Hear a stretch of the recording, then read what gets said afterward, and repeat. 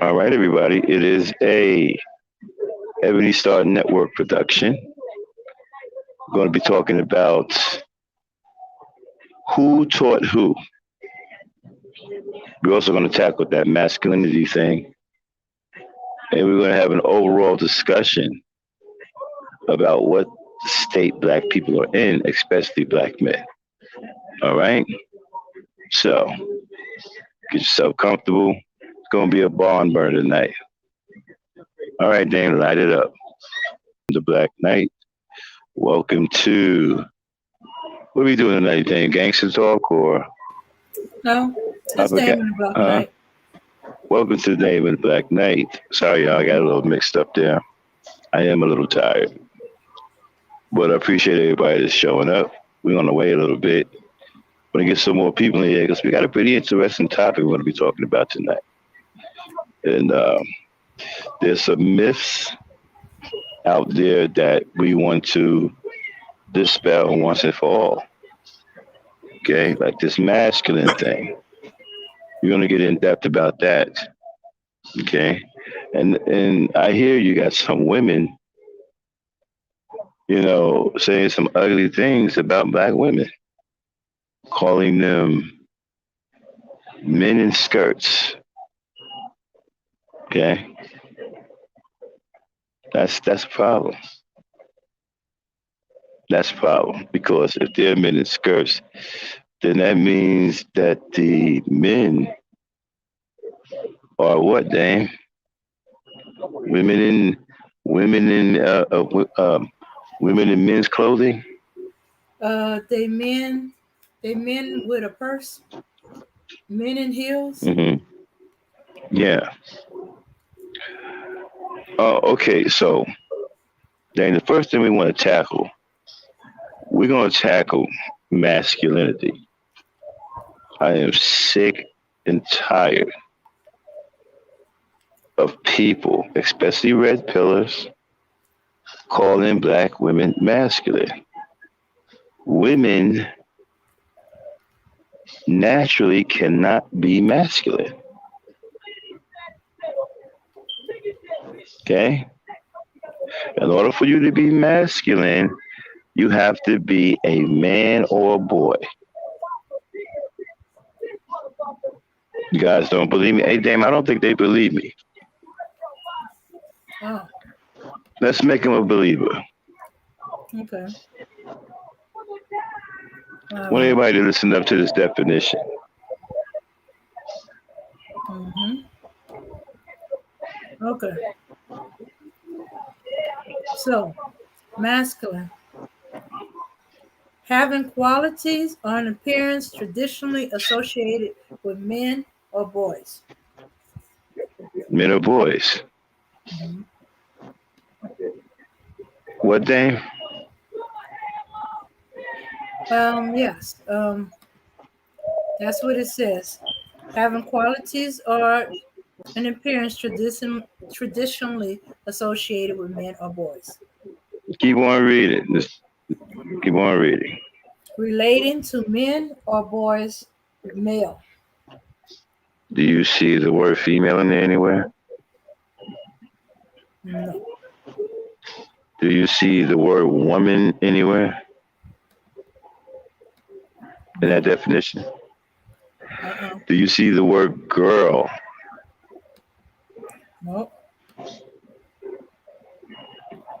So masculinity is specifically for who? For men or boys. Men or boys. Women cannot be masculine. And I don't care how many hormone shots they take. It's just like a guy having the surgery, right, to remove his private part, thinking that he's going to be a girl, and he's not. If you look at what thing we covered, that fool that was in MMA, right, Fallon Fox, Yeah. who had the surgery, that's still a man. Yeah. I don't care how many testosterone shots, that's still a woman. Hmm. And masculinity is for traditional men and boys. Hmm. And I'm tired of hearing otherwise. Now, let's get a little deeper, right?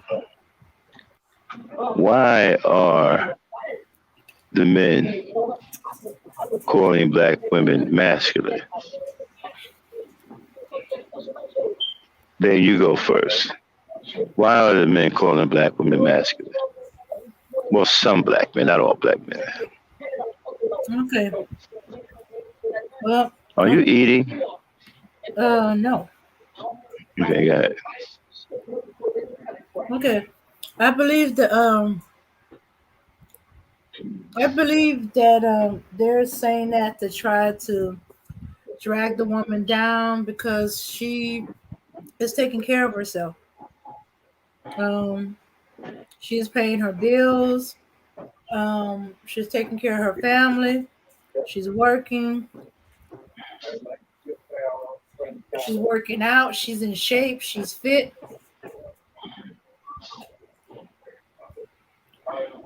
And So, have an issue with her, so they want to say she's being masculine because she's right. ambitious. Now, Iyanla Van Sant was on a Breakfast Club. She said that women are lacking femininity and basically are men in skirts. What's your reaction to that? Well, I didn't like it because I do not feel that is so, and it's very upsetting, especially when we already have men out there trying to say we are masculine. But I knew it was Yana Van Zant, so there was more to that phrase. I always had that. There's either something that she was saying before or there's something she'll say after. But it's not always just what that phrase is. It's always something more. Um, Okay, now, mhm. no, we're not going to do long things tonight, okay? We're going to be specific with our responses, and we're not going to drag them all out now. Um, I've traveled the world, and everywhere I've gone outside of the United States, right, the women were taken care of. They didn't have to do things that the black woman does because their men are men, and their men do men things. So the woman doesn't have to do those things. She can nest in the environment. And so by you saying that your woman is masculine, you telling the world that you are a failure as a man. Dan, should I say that one more time? Yeah. By saying to the rest of the world that your woman, your natural woman, which is the black woman, is masculine, you are also telling the world that you are a failure as a man. Because if you were a successful man, then you wouldn't be calling your women masculine because they wouldn't be trying to do your job. They'll be nesting in environment.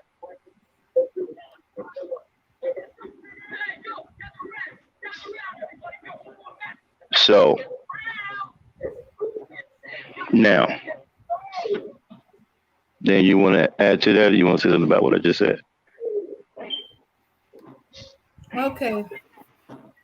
Yeah, I don't get why they too comfortable or they too happy to tell the world that they feel that their women is masculine. In order for a woman to be too masculine for her counterpart or more masculine than her counterpart, then that means her counterpart is not uh, being masculine Masculine. herself. Hmm. That her counterpart is feminine. Hmm. So when you guys say, "Well, black women are man," I wouldn't. You know, if I was you guys, I'd stop saying that. I'll stop saying that because to real men, you sound like a damn fool. You're telling the world that you lack masculinity. You're a woman walking around here with it. You Hmm. lack masculinity. How are you lacking max? How are you lacking masculinity and you are a man? Hmm. So let's take a look. Let's go a little deeper. Why do you think black women are masculine? Let's tackle the why do they think black women are masculinity. I'll go first. Okay. You're calling black women masculine because you're introducing your fellow man to the man purse. Skinny jeans with torn holes in them and that are tight as hell. And high water, as a matter of fact. Pink jackets with 40 zippers on them. Wearing perfume that women wear. Wearing high heeled boots and trying to lie to people who are saying you wear high heeled boots, you're not gay. You're a high value male. The only man that I know that got away with wearing high heeled boots and nobody questioned his masculinity was Prince. Yeah, he dressed all wacky and crazy and makeup and boots, but nobody questioned his masculinity.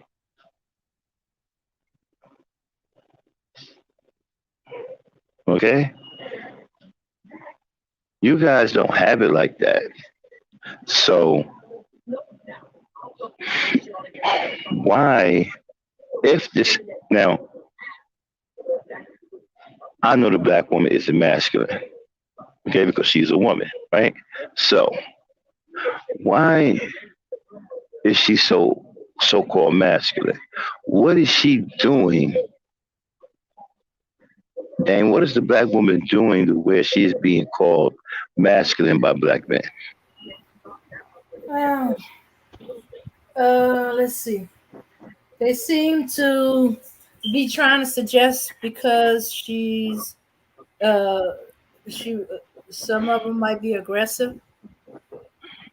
They're trying to say that she's being masculine that way. No, they're not aggressive. They're just coward. They're just scary.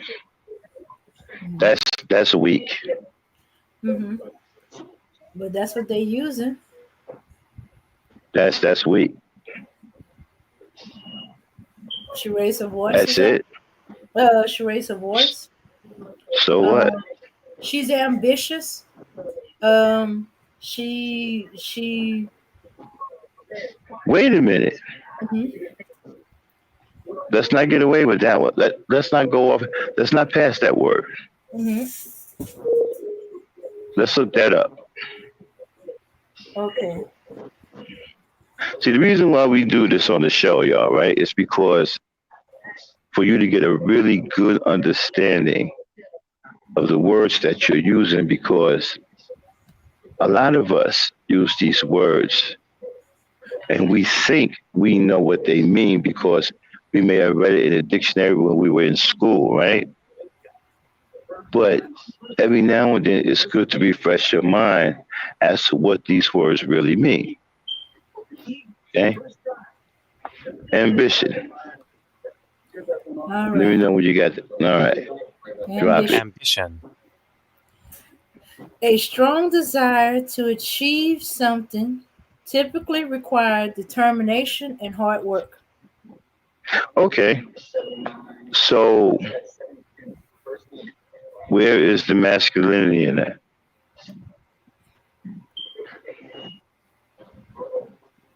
So if a black woman is determined to do better or achieve better, why is she being called masculine? I guess they feel that's something men should be doing. But the men aren't doing it. So if the men aren't doing it, she has to do what she needs to do to survive. Okay? Or for sheer will and determination. That doesn't make her masculine. It makes her a survivor. She's been left alone in the wilderness to fend for herself because her man is too cowardly to be by her side and do the things that a man is supposed to do.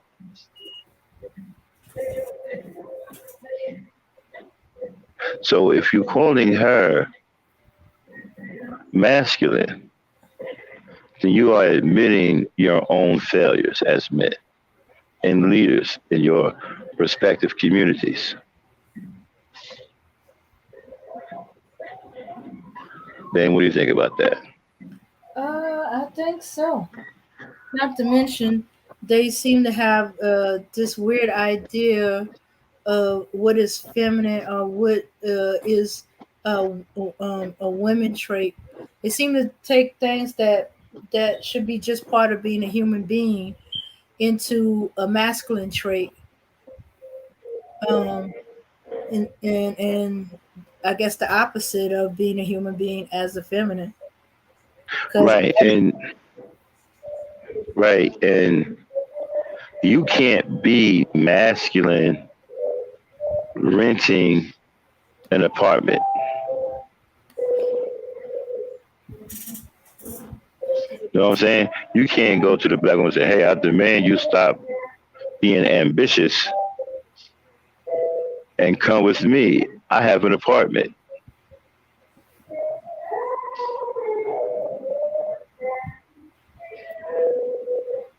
yeah, well, there's too many of them that's perfectly fine with having a apartment or a condo.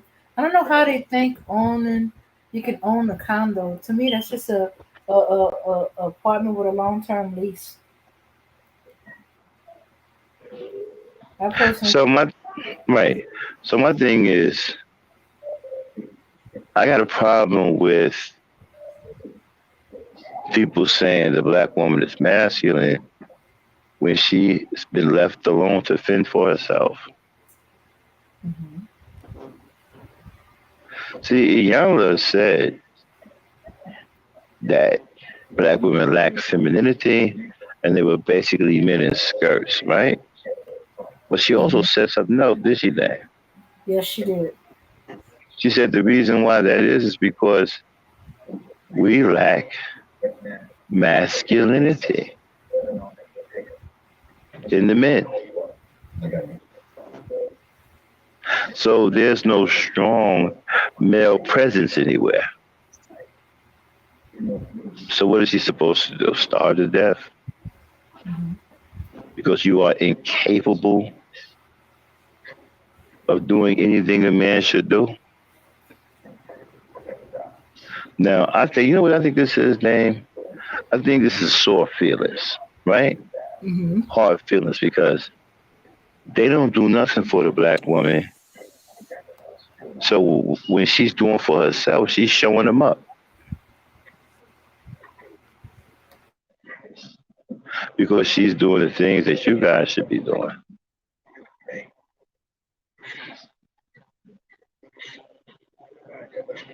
And so here's another thing too. How can you call her masculine when you gotten a group of dudes together calling yourself the passport bros and y'all going to do sex tourism and somehow you think that makes you masculine? You know what you're saying? You're saying that when you do that, you're saying that the black man is nothing but a sexual deviant. And then openly talk about it. So you 30, 35, 40, and you guys are deviants at that age?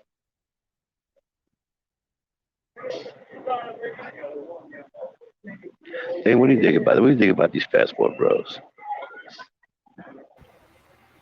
Well, these passport girls are just crying out for attention. Um, if they were really about it, they would have went and did what they did But already. But but what do you they're childish. but what do you think about their intent? Their intent is to go over there and have sex with prostitutes. Okay, that's fine. But why they gotta drag us to go do that? They could go I do don't know. that, and then they got and they tend to show off, which is getting them in trouble. And you know what? And speaking of that, Hmm. let's start talking about who taught what to whom. Uh-huh. Now, you guys, especially your red pill punks, got all these things that you don't like about black women. But you taught her everything she knows. Yeah. She learned how to be a backstabber from you. She learned how to be disloyal from you. She learned how to be a liar from you. She learned how to be deceitful from you. She learned how to be uh, mean, vicious, evil. You taught her how to kill. You taught her how to hate people that look just like her. You taught her how to hate people that look like her father and her brothers. You taught her also that it was okay to kill people that look like her father and brothers. So when she goes out into the neighborhood, right? Who does she see in the street, Dane? She see the men, What kind of men? the men that's hanging out on the street, Yeah, because but they what got kind of men? the bad elements in the neighborhood. The black men. Oh yeah. Oh, sorry. She see black men in the street in her community running them up, killing people, shooting people, creating a very, very bad environment.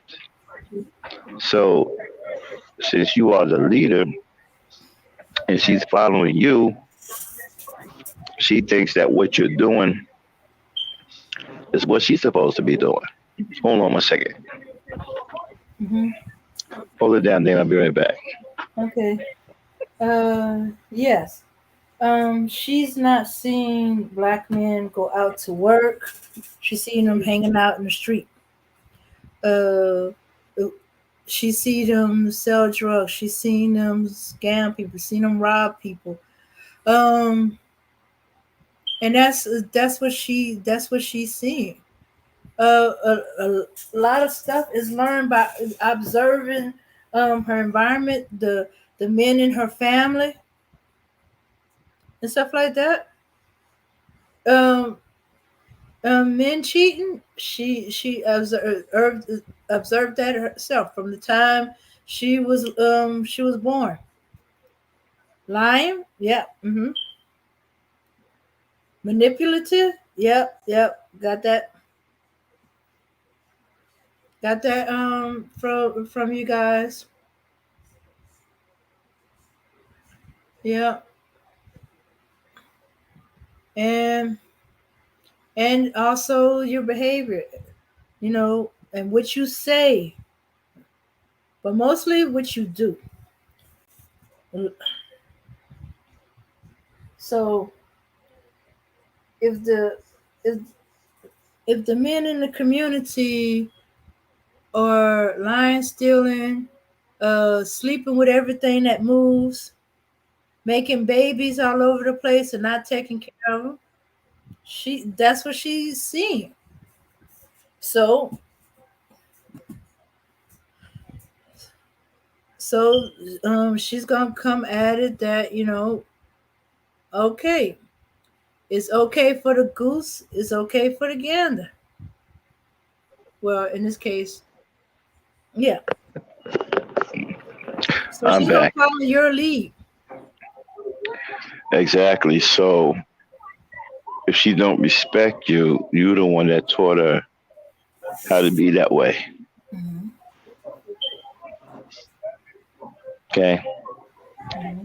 Again, when she goes outside in her neighborhood, she see you, the black man in her neighborhood, right? Killing other black men, killing black women, killing babies. She learned all her hatred from you. Okay. So if you saying that she ratchet and all these things, well, she learned that from you. Hmm. You ratchet too. Yeah. Okay. And Everything you're talking nowadays, about, she's picking up from you. Are you right, telling that to her? you taught her that it was okay to be that way. Hmm. Okay. So my thing is just here too, right?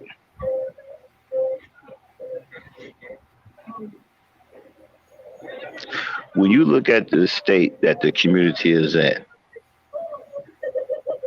and it's in terrible, terrible shape, right? When you have an environment that is corrupted, it's going to breed bad people. There may be a few here and there, but mostly it's going to be bad people.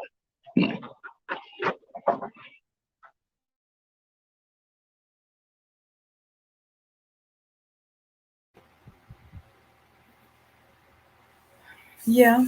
So if you leave in the elements in your environment, you're not confronting it, you're not trying to get rid of it, you're not doing things that you can do to get rid of it, it's going to take into your environment. So hey, say you're doing everything right, but your environment is not correct.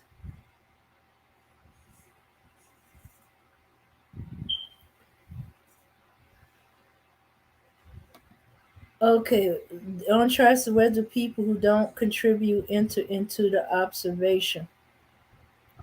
Okay, I'm sorry, y'all. I'm back.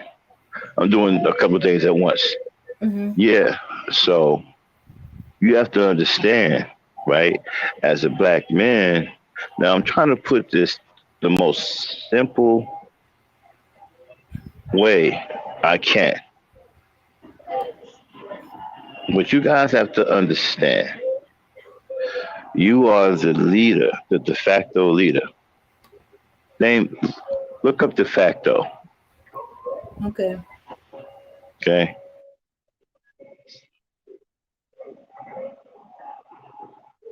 While she's doing that, you are the de facto leader, right? So you're the person that she looks up to and gets her cue from.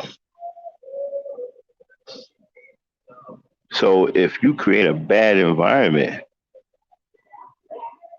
where she lives in that environment with you, she's going to think that that environment is okay And she's going to think that the behavior that comes with that kind of bad environment is okay because you're in that bad, envi- uh, bad environment with the bad behavior.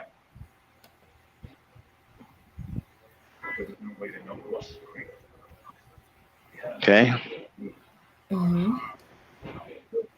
Did you find it yet? Yes, I got it. Okay. What is the definition of the word de facto? De facto. Definition: in fact or in effect, whether by right or not. Right. All right. Next definition: denoting someone or something that is such in fact. Mm-hmm. Mhm. That's it. And right. So you are the de facto leader, whether it's right or wrong, whether you like it or not. You are in fact the leader. Why? Because you're a man. But here's the problem: you Negroes can't lead, and so you've lost any male privilege that you may have had that comes with being a leader, and any real respect that comes with being a leader because you allowed the environment to fall into ruin and become totally corrupted. And now you're mad and got a problem with the women that come out of the environment that you created.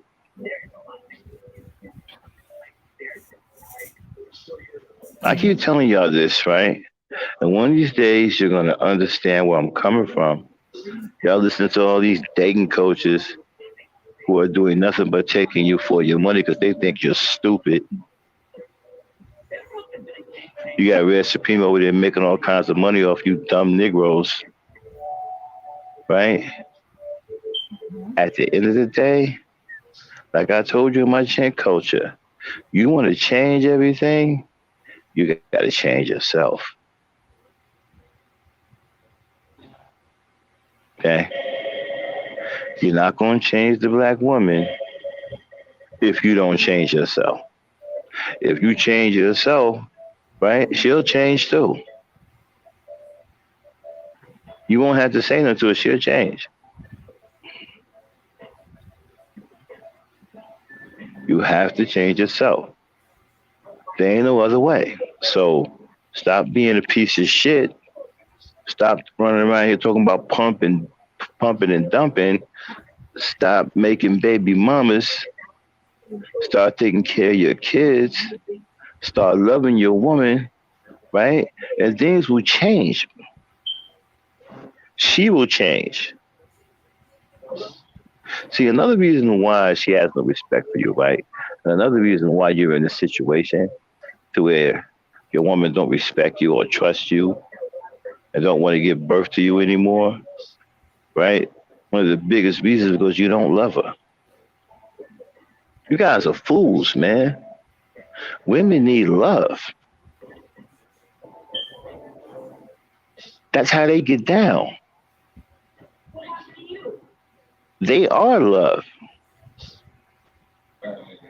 Then you deal with them with love. That you don't. I've said this again and again. One of the biggest reasons why you're in the situation you are is because you don't love your woman. Now you are at the mercy of foreign women who don't understand who you are. They haven't gone through slavery with you.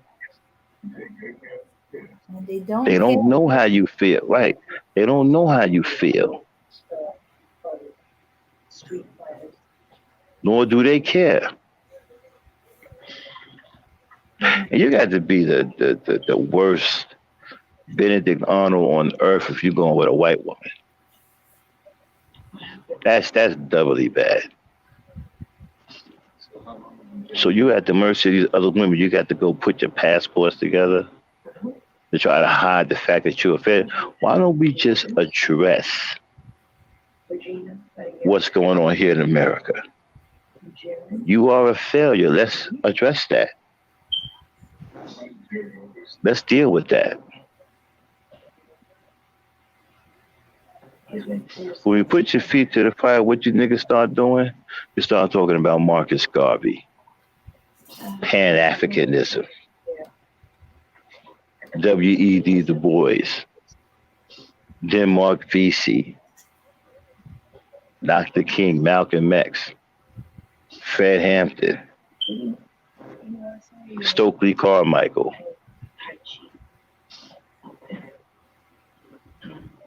And it's just talk.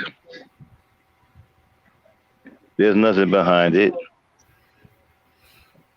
You're not saying anything what black men are doing today. Where are the new Marcus Garveys? Where's the new one?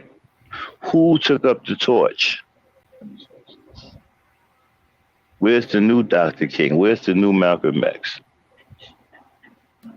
Why haven't you, as black men today, carried those torches and added to those torches? You haven't done shit but turned into a sissy, a murderer of your own people, an institutionalized captive.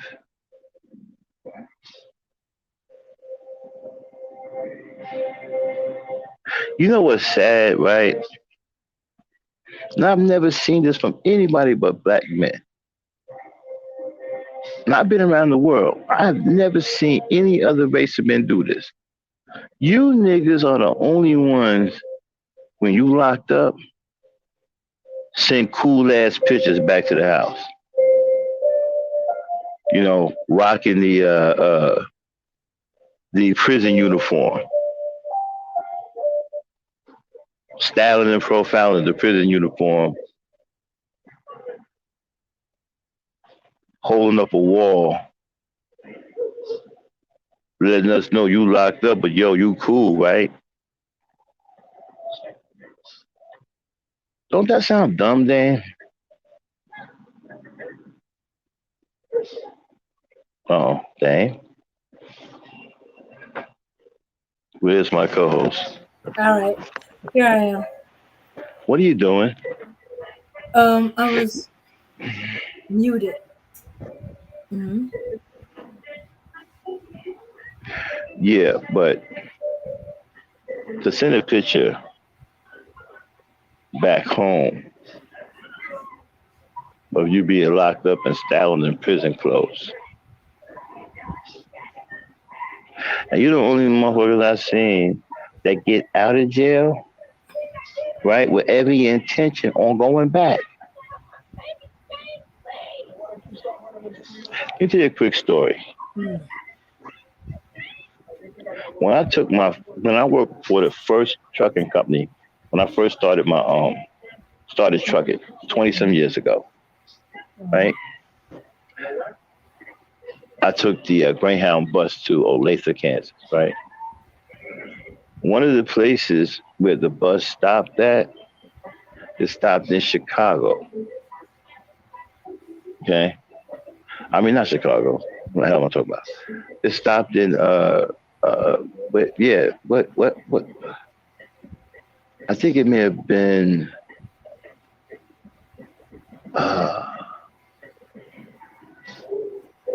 it was Indiana, right? It stopped in Indiana, right? Mm-hmm. So I'm sitting out there waiting for the next one to come, right? And these dudes, these two brothers, they were in prison uniforms. They had just got released from prison, right? Mm-hmm. And so people came and got them, right? Mm-hmm. Pulled up to the station, blasting music, get out, lighting up weed, right in front of the station. Gave him a stack of money He took pictures with all his money in his hand. And he did some dances to let people know that he was out of jail. Now, the guy that picked him up was a drug dealer Mm-hmm. who actually had drugs in the car. This is what I mean by you niggers get out of jail with every intention on going back. Yep.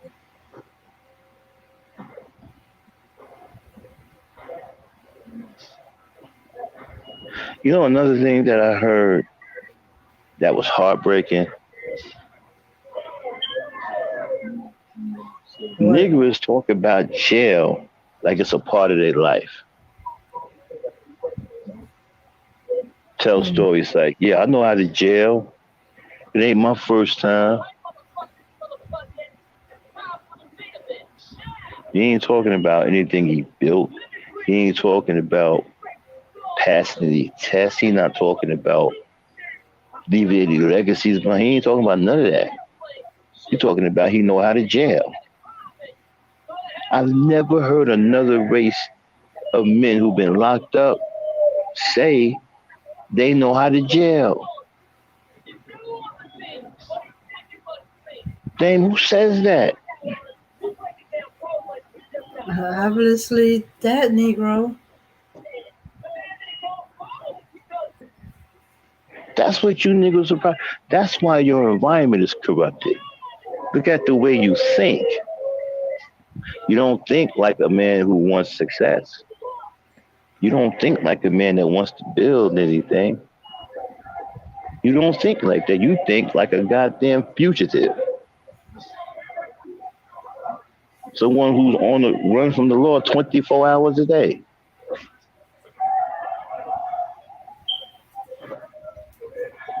Wake up in the morning, get a bowl of cereal, get your track shoes and your jumpsuit out the door and get to running. Trying to stay away from the U.S. Marshals. 100 miles of running. Run, nigga, run. A whole new version of the fugitive. Yeah. Y'all don't think like men are promise or means. Y'all sound like fools, man. What does the Bible say about how a man thinks, Dane? Um, how he thinks the body will follow. Doesn't the Bible say a man is what he thinketh, right? Mm-hmm. So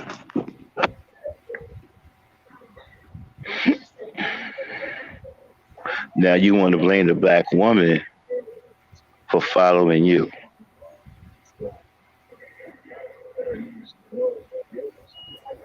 You failing. She failing too. You gotta understand something. Your woman is like a mirror, right? She reflects what you put into her and reflects it back to you so you can see your investment and the results of your investment. So these things that you say she's doing, you taught her all of those things. See, what you niggas got to understand, you are the problem. The black woman isn't the problem. There's nothing wrong with her. She's following you. You're the one with the problem.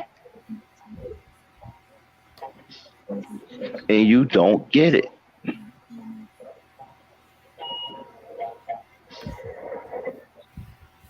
You don't want to change yourself. You don't want to stop being a piece of shit.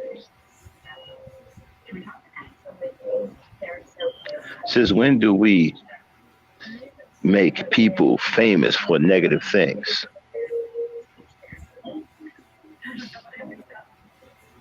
You know what, Dame? The fact that most of these Negroes follow Kevin Samuels, what do you think that says to people?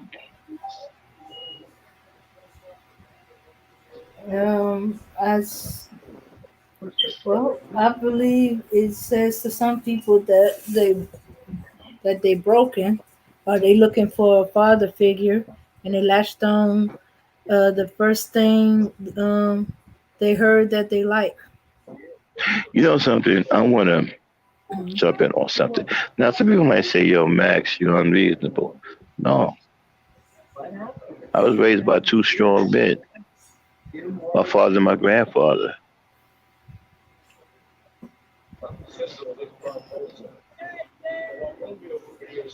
My mother was there too.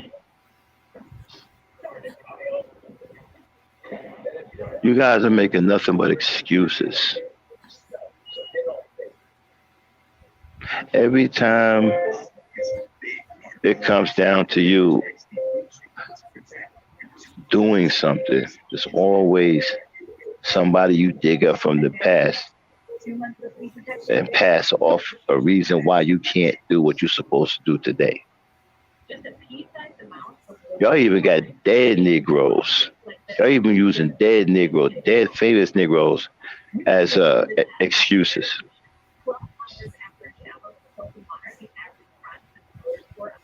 And why y'all listening to people who are walking around telling you you're a damn slave? Why y'all believe that shit? You're not a slave. You never went through slavery.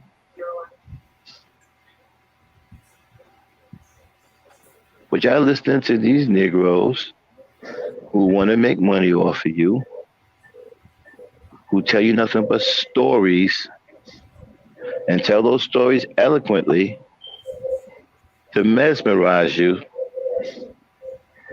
right? And you fall for it every time, telling you that you're a slave and it's not your fault.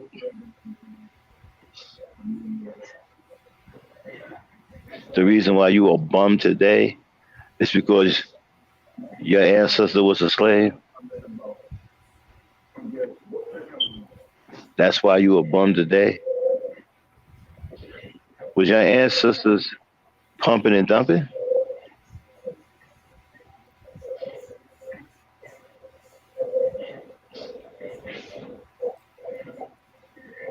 What do you think, Dame? I think our ancestors was getting as far away from that as possible because it was too much like slavery. Um, Mm-hmm.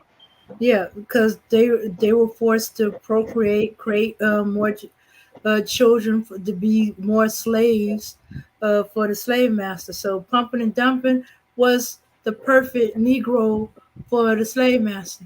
Yeah, go out there, Mm-hmm. get them all pregnant. That gives me more slaves, make me more money. Mm-hmm. Less work I have to do, more people to do my work. I can expand. Ancestors were trying to get away from that once they got out of slavery. They were trying to find their families that they got Well, separated from. well, don't they complain about a black woman wearing weave and wigs and all that? Uh, Huh? why are they concerned about women things? That is Yeah, women but things. Women always yeah, but had it. Hmm. yeah, but hold on. I Hmm. don't know why. I don't know why you Negroes complain about black women wearing weaves and blonde wigs and stuff. You got that from you too. You see, back in the day, and what day we uncovered it as early as what 1939 or something like that. Earlier than that. Yeah, the black man was conking. For those who don't know, that's the prequel to the perm, or a prelude to Right, the. conking, trying to look like white men.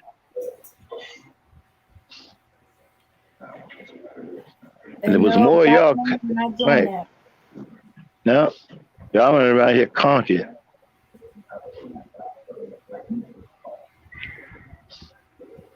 I was watching the Temptations, right? And the first thing Otis Williams wanted to do was go get his hair changed. How many of y'all paid attention to when he walked into the barber what kind of hairstyle he asked for? He asked for the Tony Curtis. So y'all running around here trying to look like white men because some asshole told you that your hair was nappy and no good, and you believed it because it came from somebody that looked like you, right?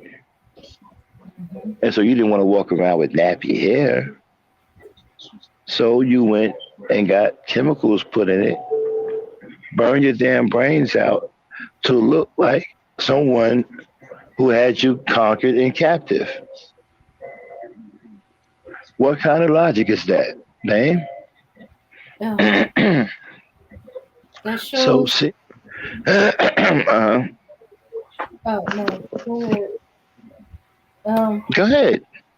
that shows that him walking to a barbershop and they had pictures of white men. Yeah, That's been going on for quite a while. Who right, knows right, how right. long? Mm-hmm.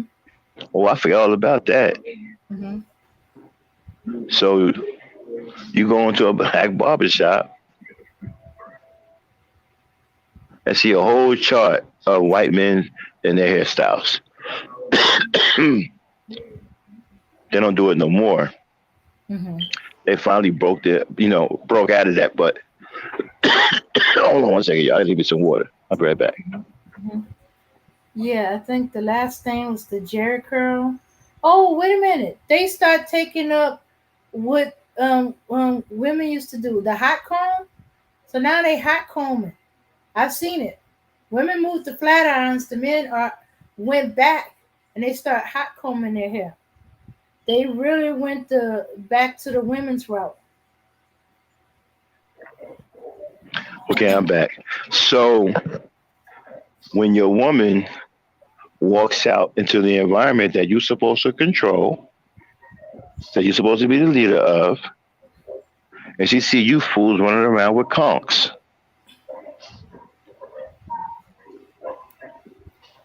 Or perms, or pressed yeah, hair.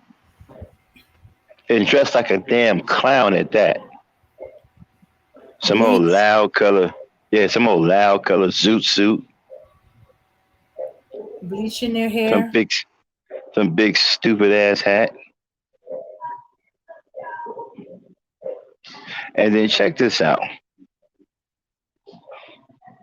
How many of y'all paid attention to what Denzel Washington said when he played Malcolm X, right? And Shorty took him in the barber shop to get his conk, right? Uh-huh. And so when they washed it out,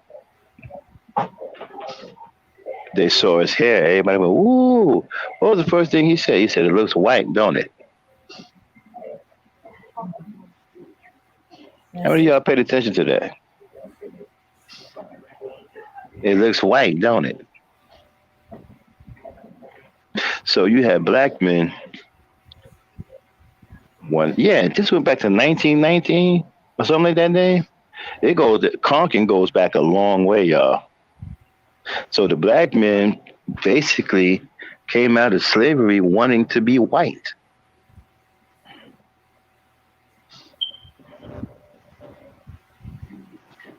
Wanting to look like white men.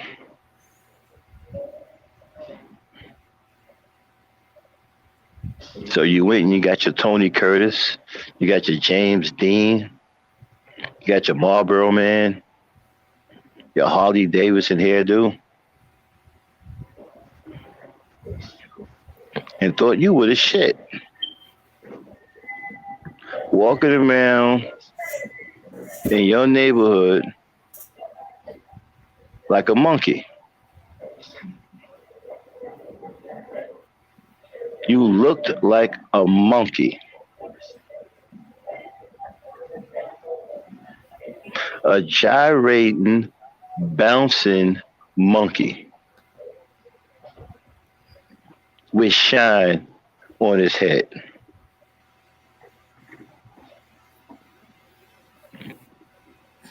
And so when the black woman comes out in the environment, this is what she sees. She see you putting on a show. So she see you doing it, you delete her environment, so she thinks it's okay. So she started doing it.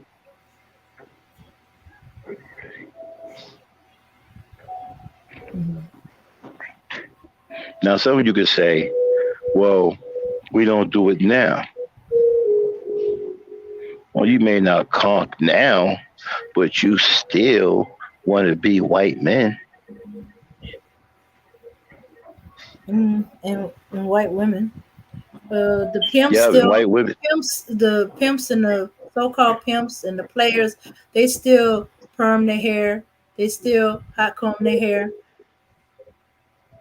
You know, I don't understand something. Some of you dudes, I wonder where you got your knowledge on how to treat women.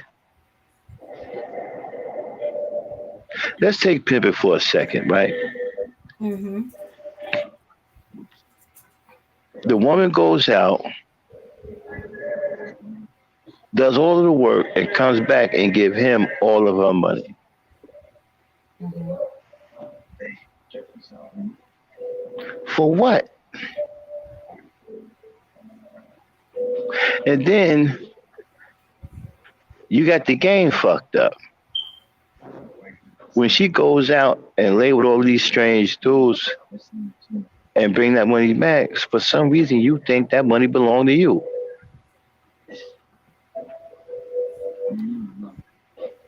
And then who taught you how to treat women that way? Where did you learn that from? What fool told you that was the right way to treat women? Especially black women.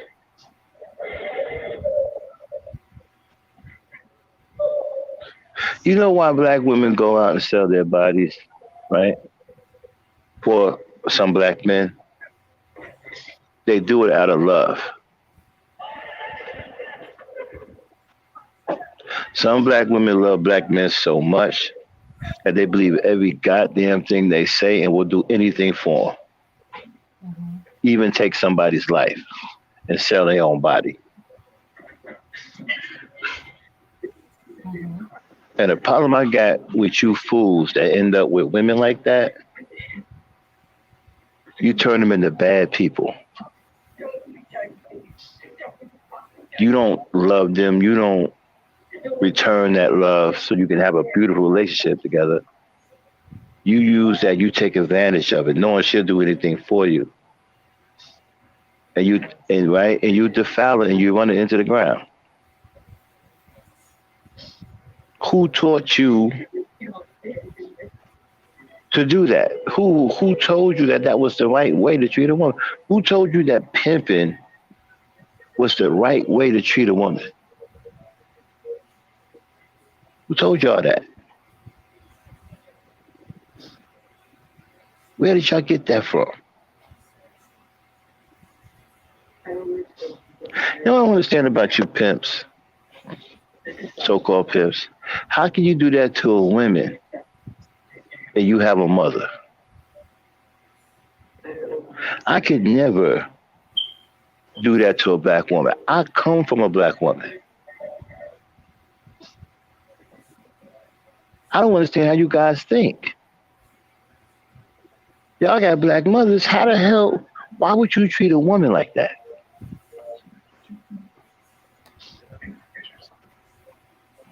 And what makes you think being a pimp is some kind of fucking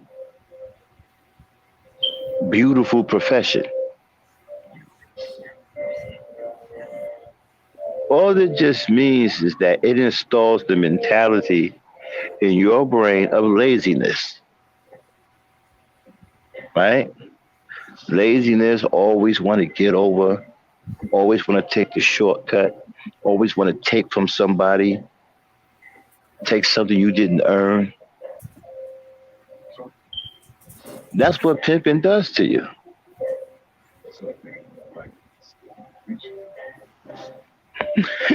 And once you out of the game of pimping, you ain't good to do nothing else. You can't hold a job.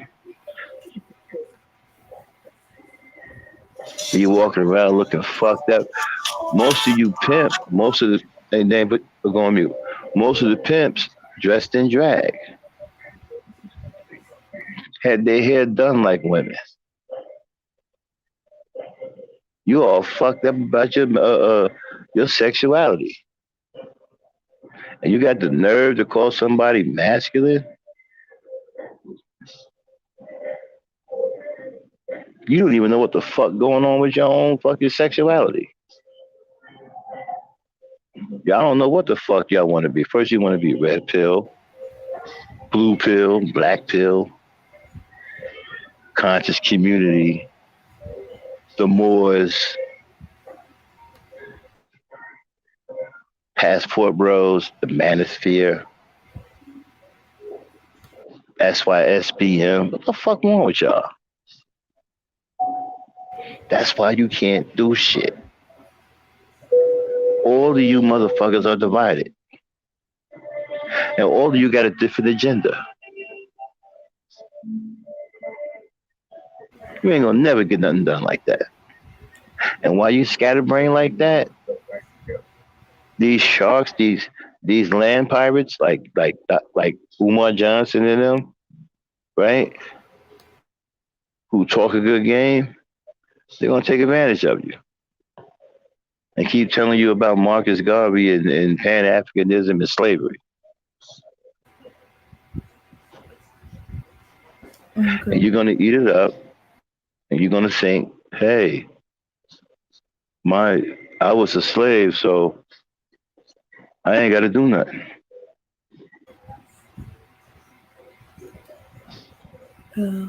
Remy request the link.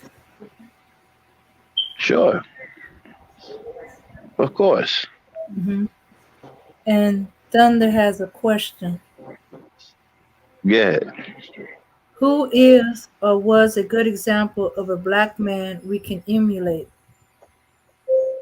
Well,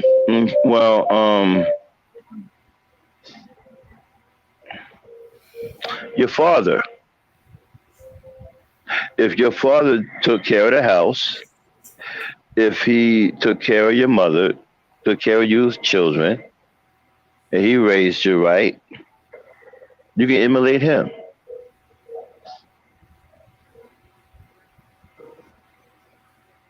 You should always want to be the best version of yourself as a man.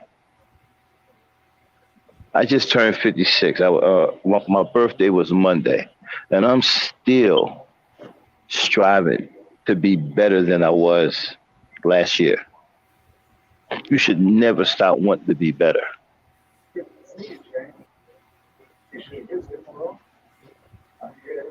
But you guys got no ambition.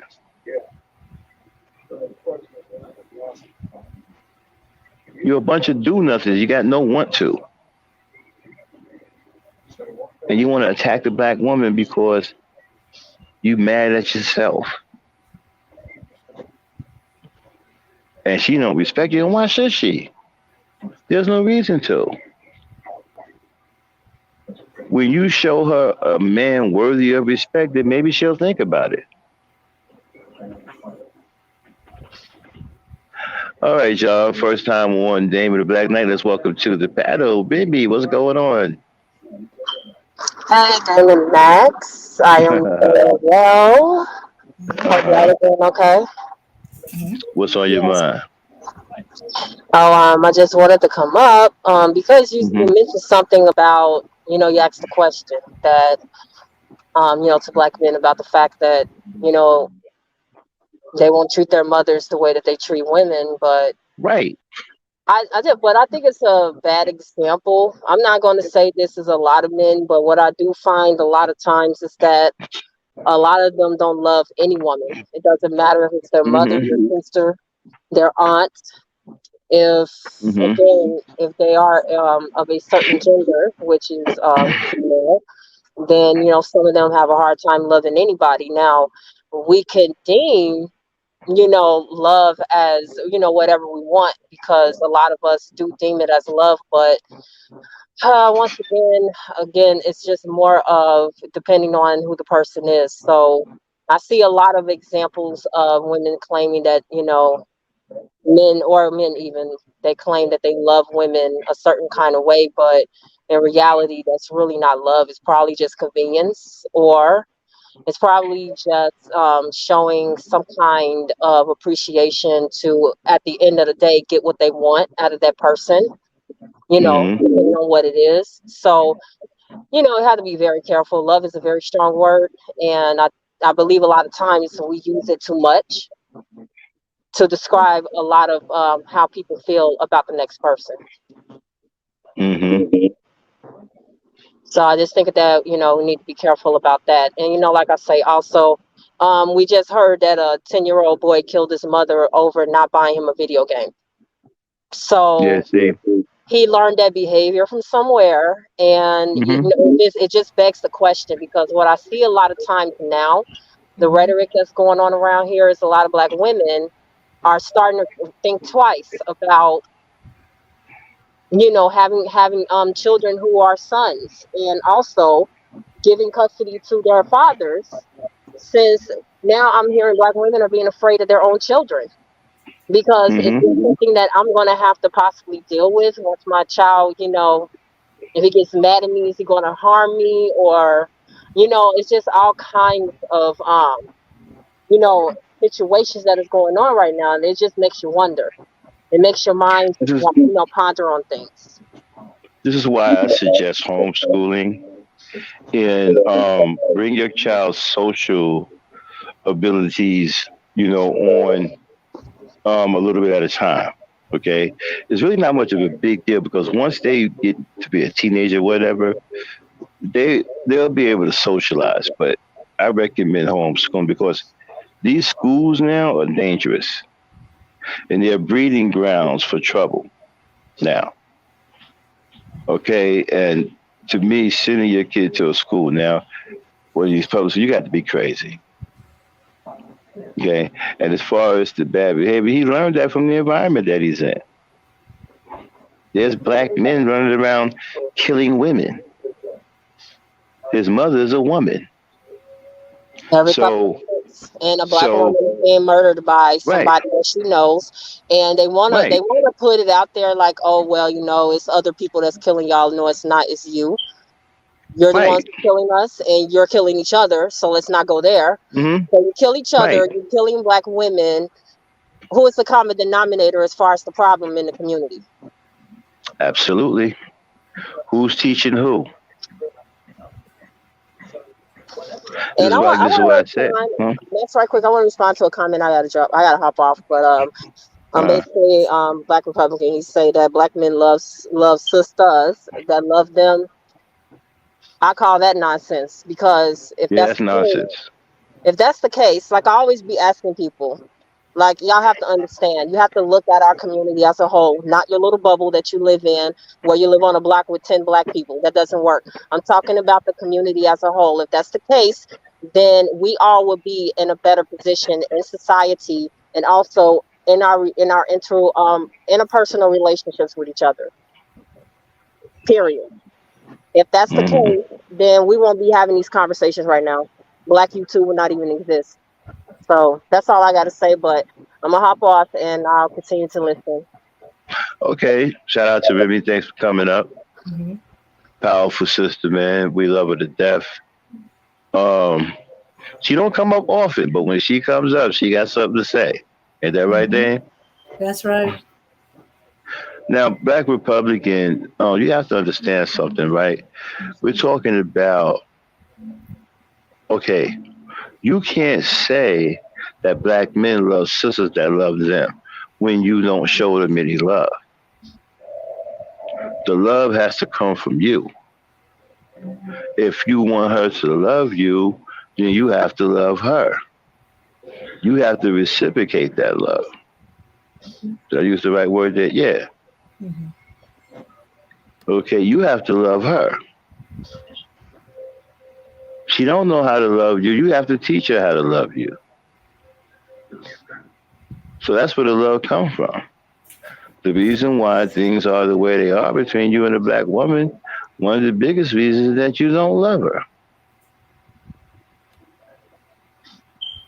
You know, you out here telling the world she masculine, which reflects poorly on you because if she's masculine, then that means that we are lacking masculinity in the men. Okay? So you actually look bad when you say that. And then to be so blatant and open and tell the whole world that you going with your passport and go get yourself involved in sex tourism, which is insane. Don't you guys realize you put a target on your back? You guys think it's all funny games going to these? Yeah, I'm ex-military. I've been around the world. I've lived in some of these countries that you're going to.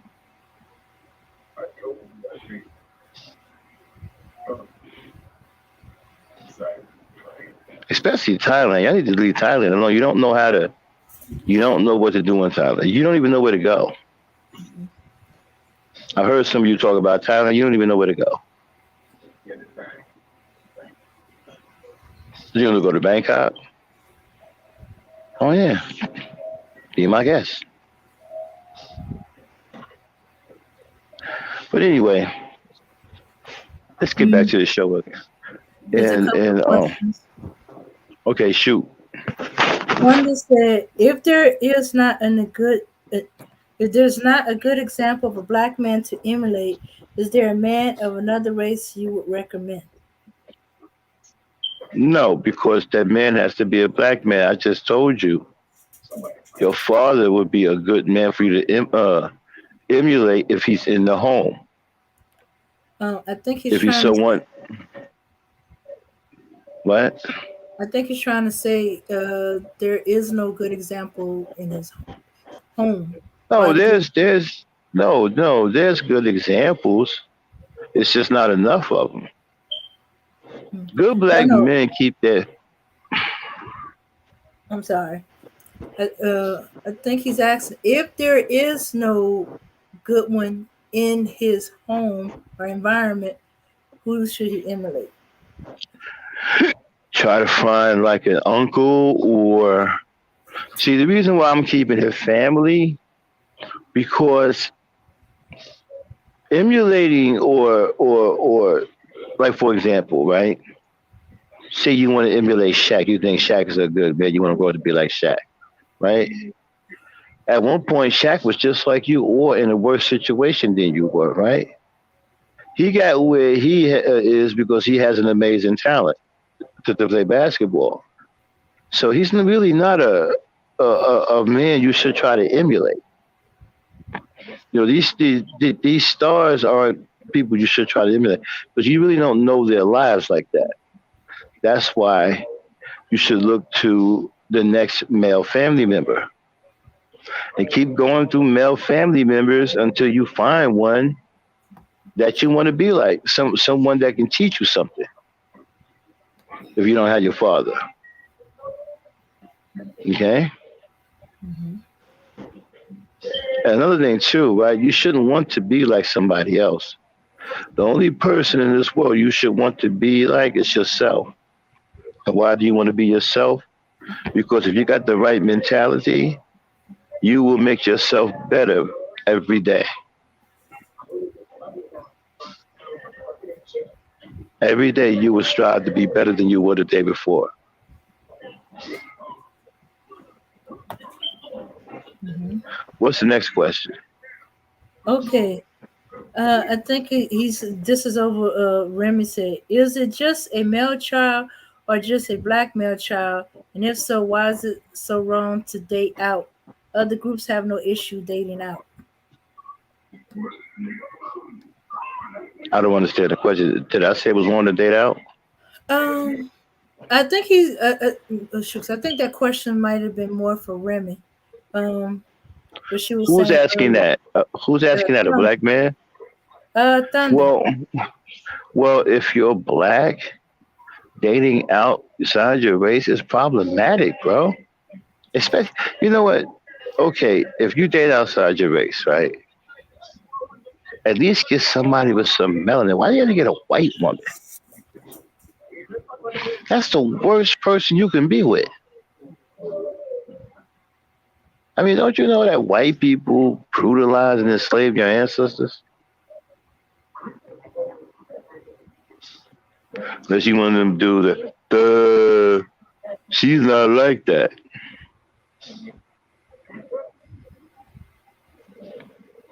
But no, you should want to be with your black woman and you should want to procreate with her. You shouldn't look to be with other races.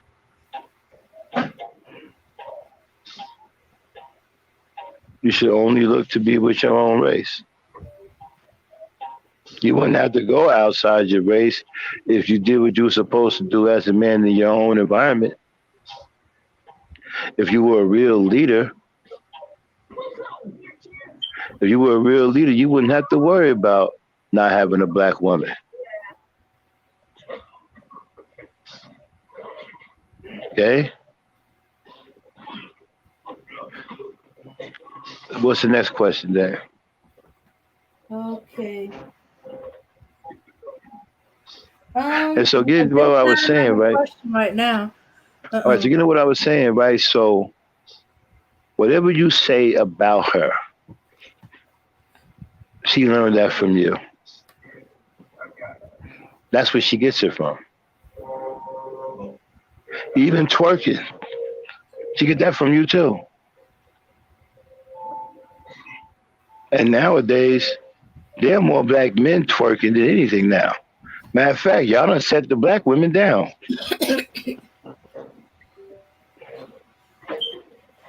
You pull up twerking now, you're gonna see a lot of black dudes twerking.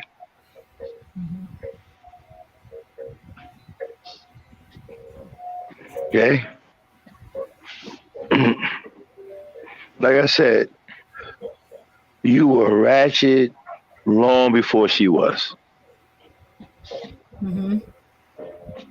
Or you went after the ratchety, and you gave attention to the ratchety. Mm-hmm. Now you complain because they're all ratchety. And then you got the nerve to talk about her wearing weave and all that when she got that from you too.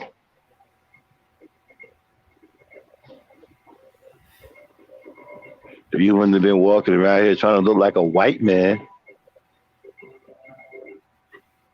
you weren't walking around here trying to look like Tony Curtis or Dean Martin or the Marlboro Man or Harley Davidson. Maybe things would have been different. Oh, here's the next question.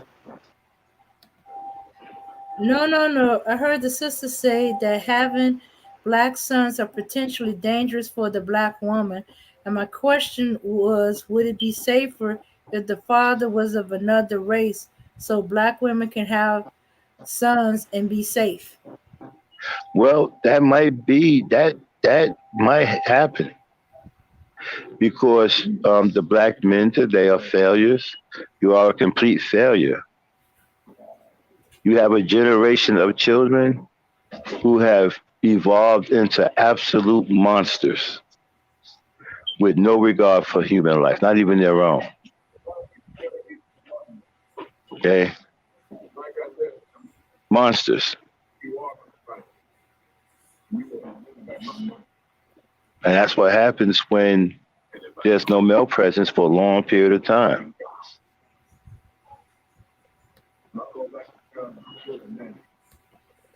And now you're afraid of these monsters that you create. You corrupted the environment, and you breed these monsters, and they've been cultivated by the corrupted environment, and now you're afraid to deal with them. And they're killing women, they're killing babies, they're killing each other. Yes, the black woman is terrible. She don't want to have them. What if her son gets involved in the streets? A 10-year-old just killed his mother. Where did he get that from?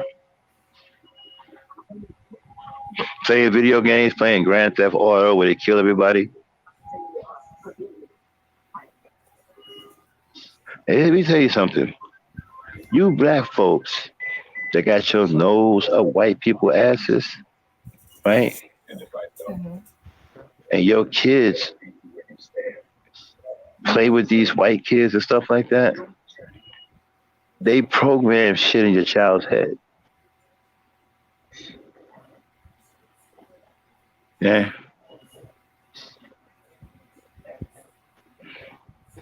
So what then what is saying in the chat? Okay. Okay. Thunder said, "This is why I asked, is it okay for her to date other groups?" Let's see. Well, it Rodney, might be because you Negroes today, y'all don't have any pride. You don't have no black pride. You niggas ain't pro black. Okay? Y'all don't care about your race. So maybe it's best a black woman don't procreate with you or be with you. Maybe you should look elsewhere. Because personally, I think the black woman would be better off without you. Yeah. okay. All right. Rodney says, "I'm sorry, Max, but the wig wearing and the eyelashes all come from RuPaul." RuPaul is a man, dog. And Demetri said, So "Where if it's have I coming from heard this RuPaul, before?" it's still coming from a man, a black man. Go ahead. Okay. So Black Republican is going, "So Max, tell the black woman to get another race of man, but don't expect us to save them if it goes wrong." Save them? You're killing them. What are you talking about? Are you nuts? What's wrong with this person? Is he even listening to the show name? He's listening to it from his own personal filter. The hell are you talking about? Save them. You ain't. You don't even. You don't. You hate them. You haven't lifted a finger to do a damn thing for black women. Matter of fact, you're joining in on the danger. You on the side of the people who are killing them. You know something? Remember, I'm gonna take y'all back a little bit. Okay. Remember there was a girl in a mall. She was 11 years old. And she was punched in her face by a 6'6", 300-pound white man. I'll be right back. Dave, y'all think about that for a minute. All right. Yeah. Yeah. Black girl at the mall. Um, and she came at him to defend her friend. He shoved her, and then when she came back again, he hauled back, full on, punched her like she was a man, like he was in danger. And then see if you can find that video. Okay? I'll be right back. If you can find it, play it. I'm going to be down for 10 minutes. I'll be right back. Mm-hmm. All right. Okay? Okay. Yeah. Knocked her completely out. Almost twist her head all the way around. Let me see if I can find it. It was a while back, and they were talking about it like mad. Like it's her own fault. She shouldn't have came at the man, and then black men, especially in the manosphere, was saying, "I want to buy that man a beer." Mm, uh-huh. Yeah. Yeah. It's talking uh instead of instead of calling out the man or saying he was wrong, they want to congratulate him and buy him a beer. She wasn't even a grown woman. She was a little girl. She didn't look like no grown people. She was a little 11-year old girl. Oh, cause she talked back. Kids talk back all the time. Okay.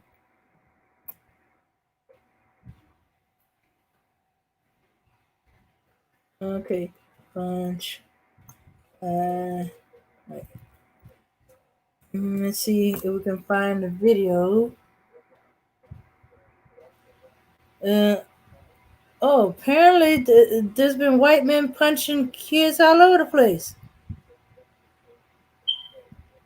Okay. Oh, wait a minute. I should have put at the mall. Uh, yeah, that might narrow it down a little bit. Oh, shucks. It was the first one on the top as soon as I put mall. 51-year-old man accused of punching 11-year-old girl at NC Mall. Okay. Hold on. I gotta do a few things first before I play it. Wait. Hold on, let me back that up. I wonder if they're gonna show the video of it. Okay. All right. Okay. Before I show that. Oh, hey, good evening, Autumn Nature. Hi, Cal 504. Okay, let me cover my bases by first uh, uh, do my copyright. Okay, let me open that bad boy up. Mm. Okay, come on, open up. All right, here we go. Let's cover our bases. This channel may contain content not authorized for use by its owner. However, according to Section 107 of the Copyright Act of the United States, the fair use, I repeat, the fair use of copyrighted work for purposes such as criticism. Oh yeah, that's the purpose of this video, because we criticize it. Comments. Oh yes, we're gonna be commenting. News reporting. That's only for the newbies who don't know nothing about it. Teaching. Hopefully everybody learned something new today or just learned something, period. Scholarship or research is not an infringement of copyright. Okay, let's see. Let me close that out and get to the video. And I wonder who. Ooh. Wait. Who wrote the book color? Okay. Uh, let's see. All right. Okay. Let's. Hey! You weren't supposed to start. You're supposed to back it up. Okay. Turn the volume on. And here's the picture. Okay. Here we go.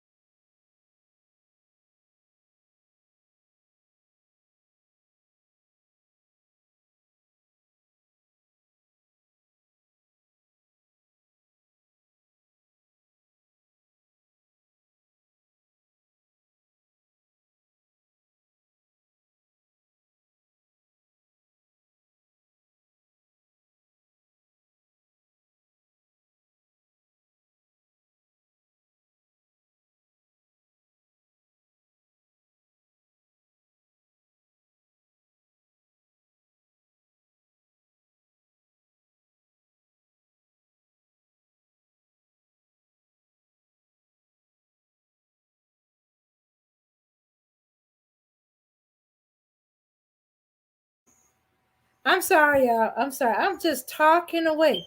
Thunder, to answer your question, because that's what I was doing when I was talking away. I forgot to unmute myself when I came back. Okay. Um, I would not date out. I wouldn't be dating or marrying out my group. One, not really attracted to too many other groups. I've dated uh, Mexicans. I even dated an African for a minute. But if I can't marry within my group, you know, black man, then I'm not going to get married. But that's my decision. Not everyone woman wants to make that decision. Some of them are willing to consider.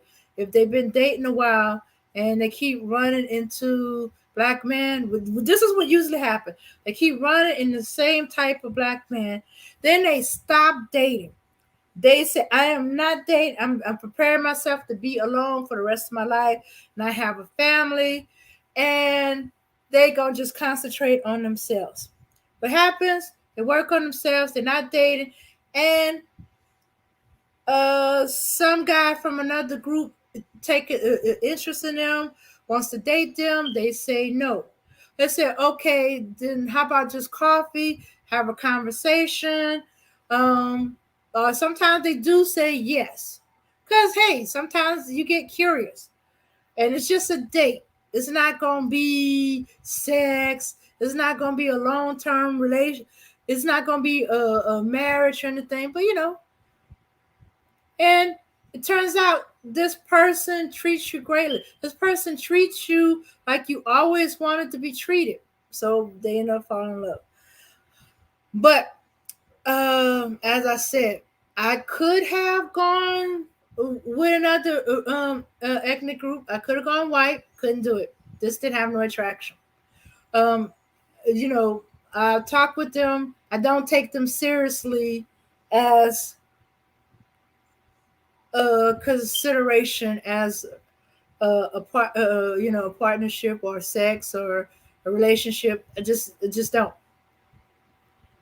you know. But I ain't dated every white man. It's not gonna waste my time. I just don't have no interest whatsoever. So why waste my time? Okay, I'm sorry. I went long way. Were you able to see and hear the video? Okay. Do y'all want me to roll back and play it again so y'all can see it? But that was the short version of the video. Yeah. And it happened pretty fast. Oh, hey, were you able to see the video, Max? Okay. All right. Okay, well, I'm just gonna play it back again, just in case I miss anything, because it did happen kind of fast.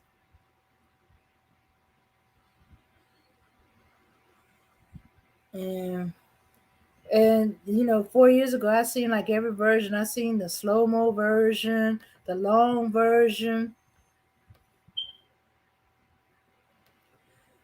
But weirdly enough, there were black men that was pretty much imaginary high fiving him, buying him imaginary beer, manosphere, saying it's her own fault. She shouldn't run up on him. Excuse me, full grown adult, 51 years. He got 40 years on this child. 11-year-old girl, child. Yes. Her trying to run and hit him, that was wrong. But she's a child. He had a long freaking reach. He could have done a whole bunch of things without having to punch her. She's a little girl. If it was his daughter, he wouldn't have done that. And I bet you his daughter came on him a lot more than that little girl did. Okay, I'm sorry. That just got me fired up. Why do most women overlook blue collar men that makes great money? No woman overlook blue collar men. That was the Kevin Samuels and high value men that was doing it. Because I remember when I first came up here, there was this, and I went on to a few panels. There was these guys that was talking about which you want a six figure, well, naga. We don't want to use that other N word. Like six figure. What you mean six figure? Oh, if a man was making 150, that was Manosphere pushing that high dollar. I was like, what is wrong with you? I said 150, 100,000 a year is nice, but it's not necessary. Hey, a blue collar man making that much or half them, hey, it's fine. Or a man that's willing to work, going to work and make decent money that we comfortable. But no, they were pushing it. They were pushing it so much. I had to ask the guy, "What's up with the 150 figure, the six figure? Y'all keep asking. Are you trying to find out if I have a whole price?" And because the men kept pushing that women should be find a good man who's a six figure dude, it goes back to the men influence the women. So she started thinking that she needs a six figure dude. Before, women just wanted a man who has a good paying job, who's willing to take care of his family, his wife, and stuff like that. He could be a blue collar dude. In fact, then again, Thunder, you from my end of Louisiana. You know, black women love blue collar men. Because those are the ones that work. Shoots, the blue collar men, most of them don't come into YouTube until they retire because they don't have time because they working. Most of the time, when they get out of work, they just want to relax, watch the game, eat, and take their bath and relax.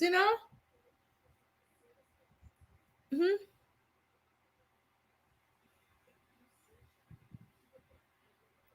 No, Black Republican, you wrong. Were you here?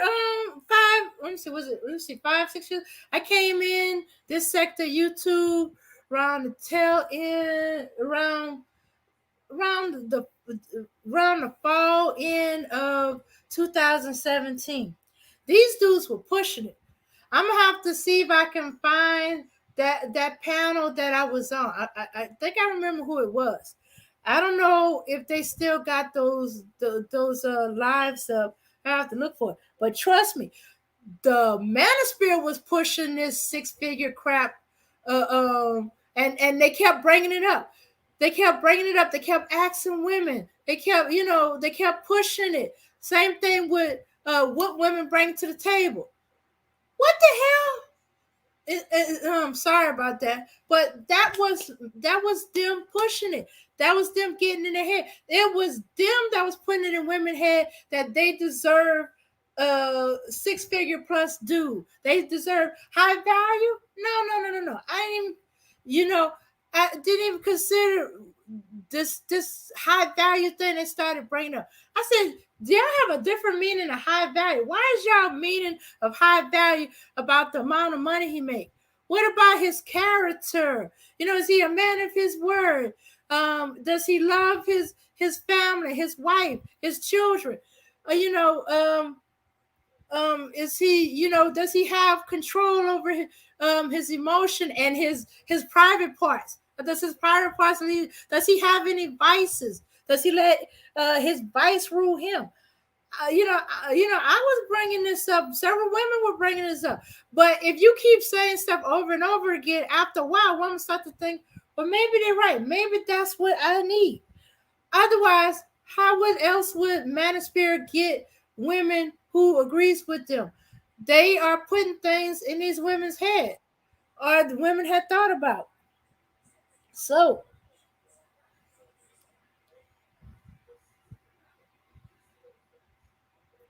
no, Kevin Samuels blew up high value, which to him was anybody that made 150 plus or six figure plus. He latched on to the six figure naga. That's what he latched onto, and he changed the meaning to high value. No, when I was coming in here, they were saying six figures, Naga, or the six-figure man. Well, first of all, those are to the high value thing and made the high value term that he make a six figures or more. yeah, that's low expectations right there. I mean, six figures. That's easy to make now. Mm-hmm. Shit, I was making six figures. What, 15 years ago? That's nothing now. Y'all need to be more ambitious than that. And then six figures today, depending on where you live, shit. Nah, I mean, you're gonna need more than that. Mm-hmm. Hello? Yeah. No, Can you hear he me? didn't invent it, but he changed the terminology of what it meant. A high value man wasn't just about the amount of money he made. It was about his character. It was about was he honest? Did he have self-control? Did he protect Hey, can y'all hear me? his community? Did he love his women and his children? His wife and his children, or his woman, in some cases, maybe. Yeah, Am I that's what Borgen the thing? original high value meant. He changed it and he pushed it.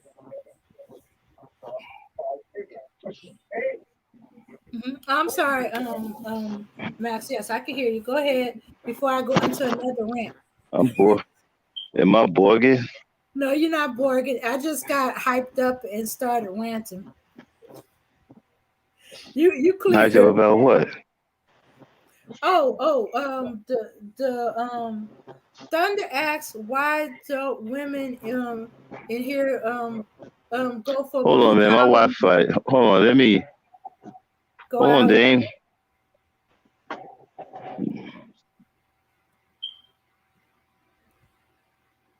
Okay.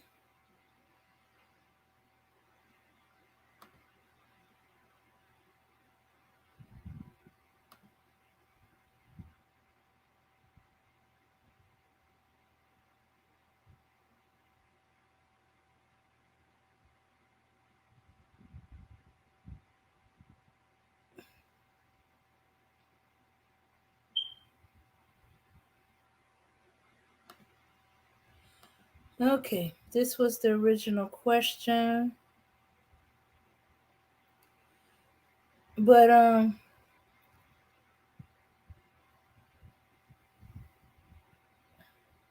10% of men earn six figure or more in USA. How much of that 10% is black men? Because you just saying 10% of the men, that could mean all the men of the United States. Okay, narrow it down a little bit more, Black Republican. Go back in there and look to see what's the percentage of the 10% is black men. Okay. He must be having problems on his end and it's making it sound off. So he's probably gonna go take care of it and come back on. Yeah. But yes, as I was saying, yeah, here. Oh, you talking about women that work white collar? Do you know the percentage of black women that work white collar? It's about 1%. 1% of black women work white collar. Or maybe I'm a little off of my stats. I think it was 1% that I saw. I'm gonna have to go back in there. The rest of us are blue collar women, are low income women. We're not all white collar. White collar is about 1%. Okay, I'm back. Black women. Mm-hmm.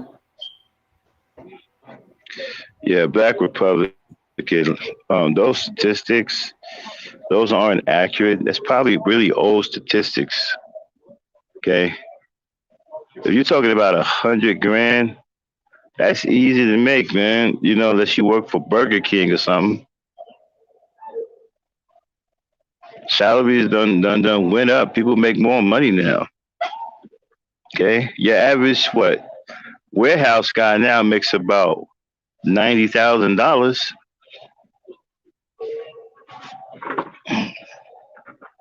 Okay, the minimum wage done went up to 15, $16.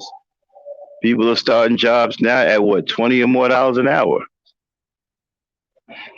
So 100 grand is not hard to make. You can make that as a security guard. You can make that. You know.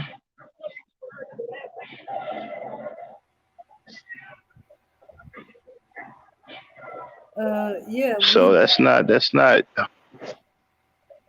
Can you hear me? yeah, sorry. That's not hard to make. Matter of fact, to me, that's like that's slow expectation. You should have stronger ambitions than that.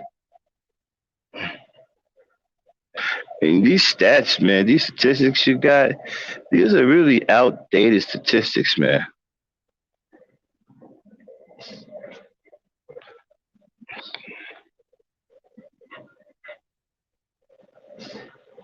What else is in the chat? Okay. Okay. Thunder was saying there are plenty of trades that don't require a degree and can make six figures or more, and a lot of those trades do require clean criminal background check, which is usually more No, women. no, that's incorrect too. Hello? Uh-huh. That's incorrect too because COVID changed a lot of stuff. Oh yeah. COVID changed everything. Okay? It's easy to get a job now after COVID because people don't have the manpower. And as far as surveys go, you need to check the age range and what demographics are they using. Okay, they may be only surveying rich people. You know what I'm saying? So, um, but here's the thing, right? There's educated people, and then there's smart people. Educated people look up statistics, talk about things they'll never do, have endless debates about things that it's not going to amount to anything. Right? Smart people employ educated people. You know who taught me that? A Jew. He said there's educated and then there's smart.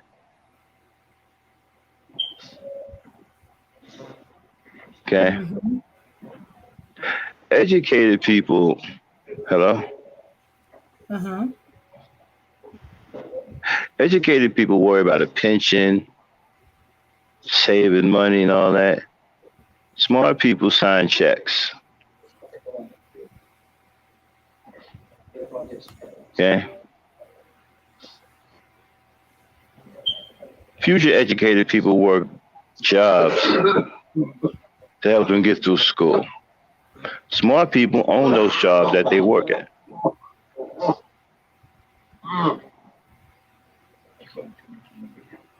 Okay? Mm-hmm.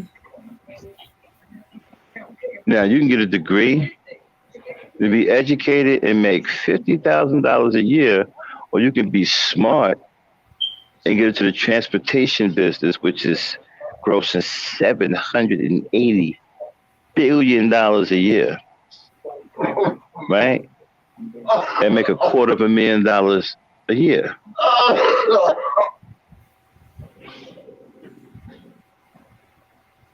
Okay. Sorry about that. And you understand what I'm saying? Make 220,000.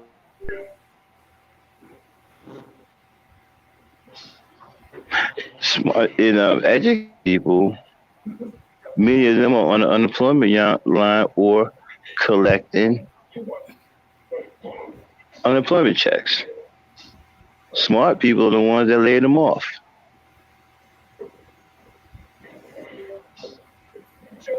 That was what you told me. He said, pick your side. You want to be educated or you want to be smart? I chose to be smart.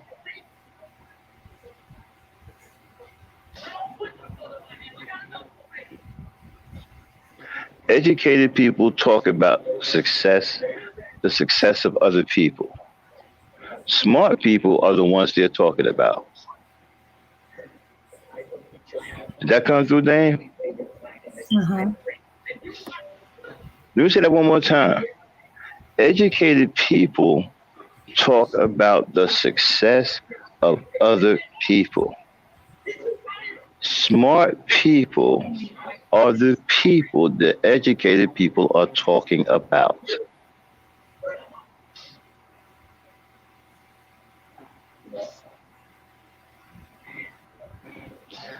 Donald Trump, he isn't educated. Well, he's supposed to be educated, but he's smart. You don't earn $1 billion by being a dumbass.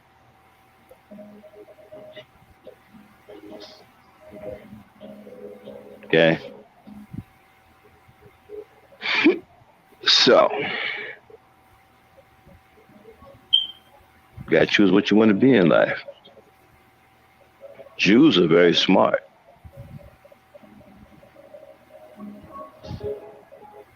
They love educated people because they all work for them.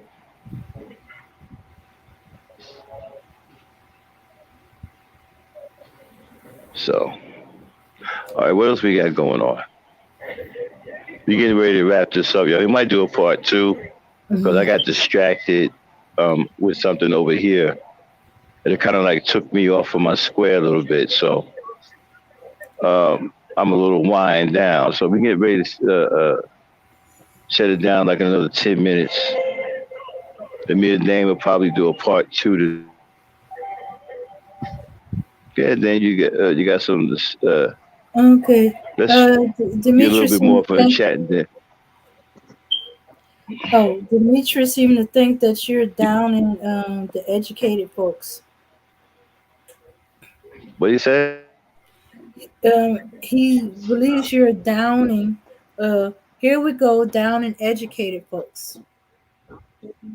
Well, yeah, kind of, because education, right, isn't what you think it is, right?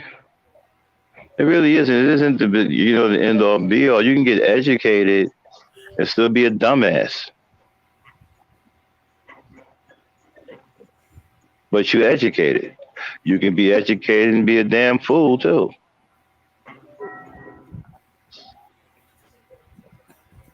Smart people are educated.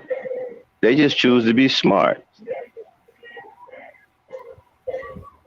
Okay? Educated people run their mouth too much. They don't get nothing done.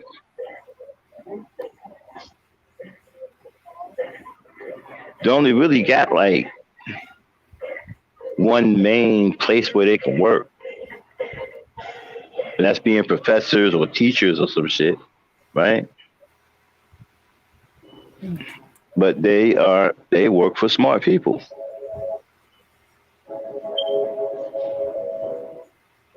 Smart people hire educated people to run their business.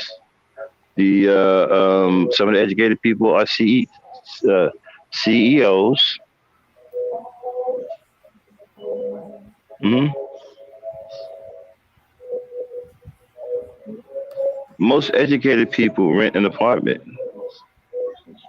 Smart people own the apartment that they're renting. You get it? Mm-hmm. You think you get it, Dave? Okay, he's saying now, having educated people is essential in society, though. It's skilled labor. Educated people may drive nice cars. Smart people are the ones that sold them the car.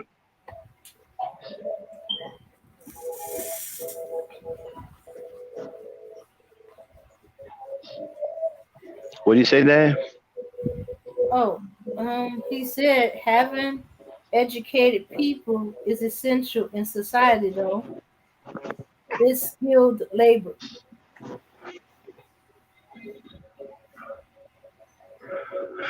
Having educated people is essential in society. I disagree.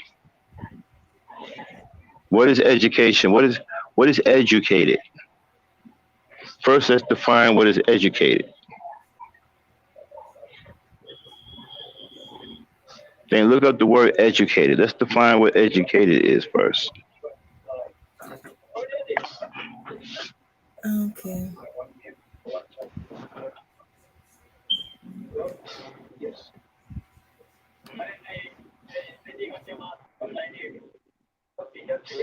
Well, Republic, he gets it.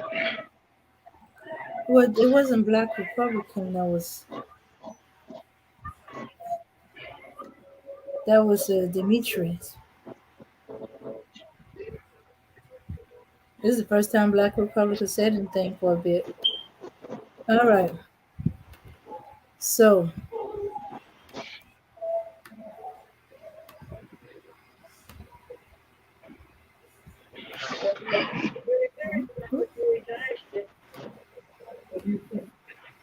all The right. thing about college, Mhm. yeah, Oh, okay. Educated. Okay. Educated means having been educated. Result. educated means having been educated. Hmm. Okay, resulting from having a good education. Oh, okay. They give me the definition of educate. Educate. Give intellectual, moral, and social instruction to someone, especially a child, typically at a school or a university. Right. I just said that your capacity is usually teachers or professors. That's pretty much the only place you can thrive in. There may be some parts of science, but that's pretty much it. Oh, okay. Oh, seems And if like you're there's a going to do misunderstanding. science, huh? Seems there's a misunderstanding. He says when we talk about educated people, we talking plumbers, engineers, doctor, veterinarian, botanists, architects. Those people are essential.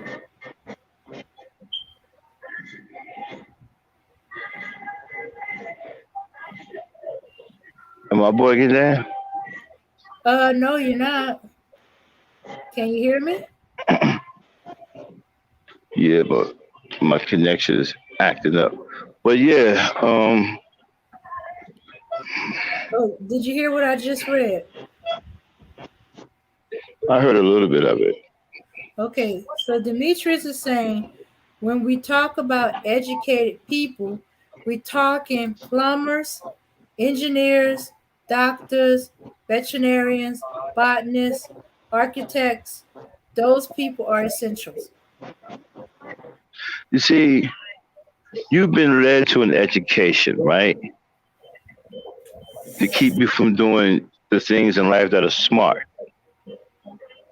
That's why there's one race on top of another, because one race is smarter than the other, right? And one is more educated than the other.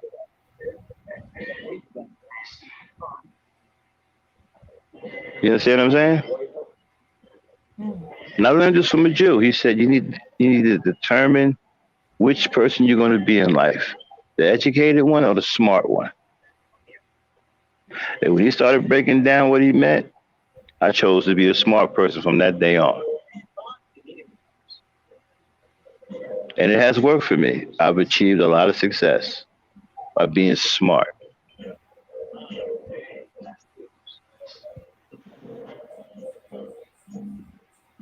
Educated people are philosophers. They talk a lot. They give instruction, professors or whatever. But they work for smart people.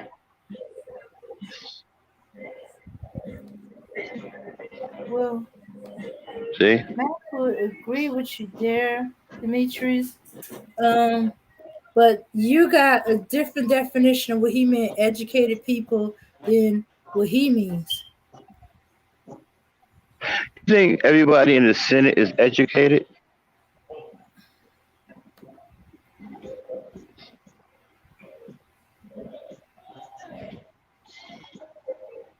Hmm. Okay. Thunder asks a question. He Hmm. he said, "Do you see the trucking industry as avenue young black men can take over and dominate in like other groups did in I other can't areas, really gas station, nursing, farming, etc." say that again because you bored out. Thunder asks, "Do you see the trucking industry as an avenue young black men can take over and dominate in like other groups did in other areas such as gas station, nursing, farming, etc." Well, yeah, but why would you want to dominate? You don't want to dominate and make unnecessary enemies. See, you have to learn how to be a most blacks don't know nothing about being a professional. That's because you're busy. That's because you're busy getting educated. Okay. A lot of these colleges are traps. What do you do in college? Right? A college just has a greater degree of reading and writing and arithmetic. Okay. They have orators that sit there and lecture you. Right? I went to college too. So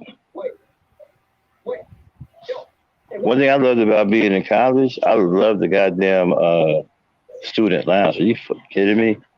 We had this gigantic student lounge, and it was like being on 42nd Street in New York. There was so many students in there. It was crazy, and there was stuff going on.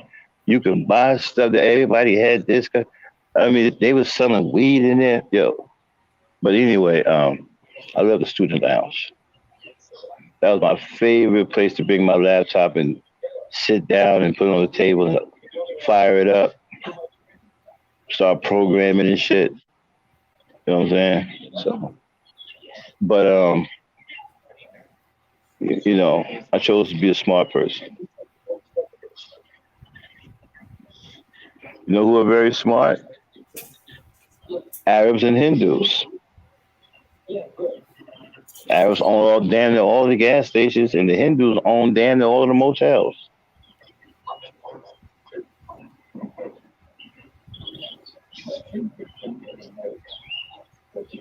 Okay. Okay. Seems like Dimitri has a different idea of what the difference between skilled labor and educated. Um, okay, Thunder says so young black men shouldn't specialize in a particular field and take it over like other groups. Then what should black men do that you would See, approve of? if black men was smart, right, you can get into the transportation business. Transportation business is big. 780 billion a year. Okay. So, but you don't want to get into transportation, right? Because of the false identifiers that's been put on truck drivers and bus drivers and stuff like that, right? We're supposed to be dumb and stupid. Any dumb monkey can drive a truck. Really? Put a monkey in a truck and see if he can drive it.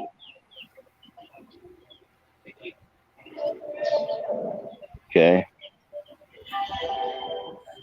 Okay. I'm here to tell y'all, I have over 3 million miles under my belt. It is not easy to control an 80,000-pound truck.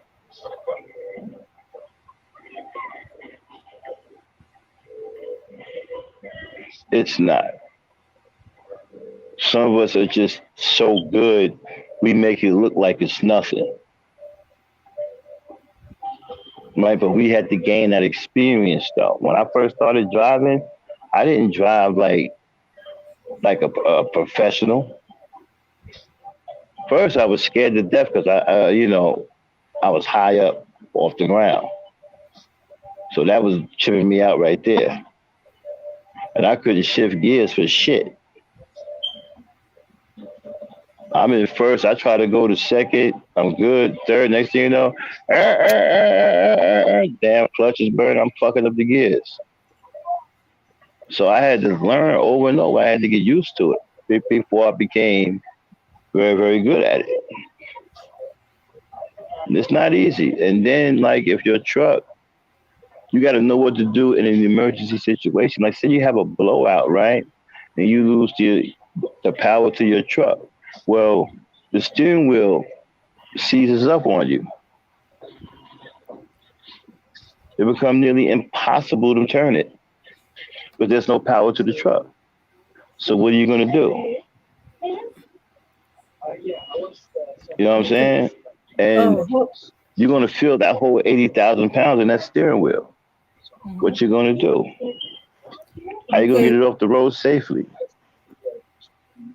Okay, hold on a second. Thunder's saying, I'm not just talking about driving. I'm talking about ownership, just like the other groups you mentioned. Why is it okay for them and not us? The problem with you, the problem with y'all is that you want to be an owner and you don't know how to be an owner,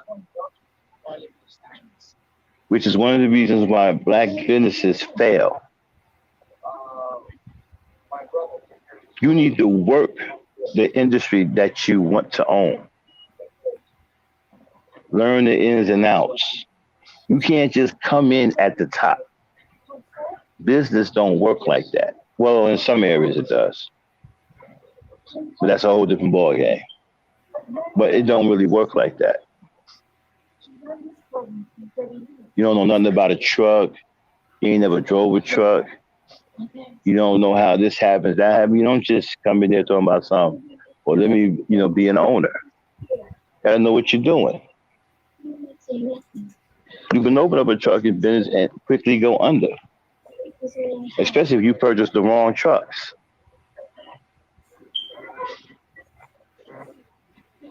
That's what happened to a company called Bar None. They got so behind with repair bills, right? They went out of business while their truck drivers were still on the road.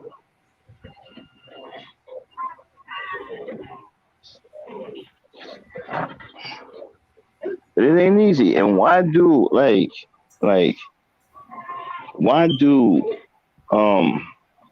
hard work if I don't have to? When I can make a lot of money basically sitting on my ass and cruising everywhere. I make more than a doctor. I make more than a scientist.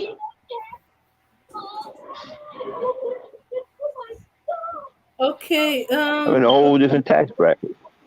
Okay, Demetrius, they are talking about truck driving. You're not getting what I'm saying. I make more. You can't just be just a business owner.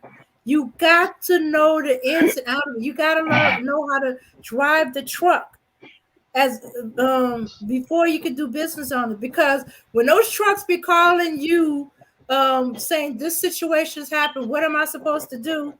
You got to know what to tell them from your experience, from driving a truck. You got to learn. Right, you got to learn how to deal with brokers. What's a hot load? What's not a hot load? What you don't pick up in one, what you stay away from in each state. You don't pick up all freight. Okay, you got companies out there, man, that's stealing from other warehouses, right? And they be packing stolen goods in some of these crates.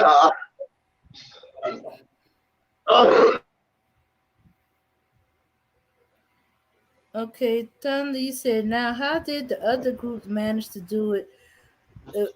But the moment we mentioned doing the same, all of a sudden the same task become impossible. Okay, do y'all remember that trucker who crashed and caused a fire? He didn't speak much English, couldn't read no English, but because his group helped him get a trucking license and train him just enough, he didn't know what to do when he lost his brakes. He passed by an off ramp for out of control trucks that would have prevented that horrible accident where he killed and burned people alive. The one where they wanted to give him 99 years, what was it, 100 years, 120 years? Yeah, those groups did that, but that's out of business. We can't do that. We're black folks. You know they're watching us like a hawk, and they're looking for any excuse to shut us down and take our business away from. So we got to, black men can do it, but they can't just jump into business ownership. They got to work themselves from the ground up, which is driving. And I make more. And I make considerably more than many PhDs. There's only one kind of PhD I think that makes almost the same money as I do. And that's a doctor, a medical doctor, a specialist, like a brain surgeon or something. They make almost exactly the same I do, or maybe a little bit more. But your regular PhD and all that, I make more money than them.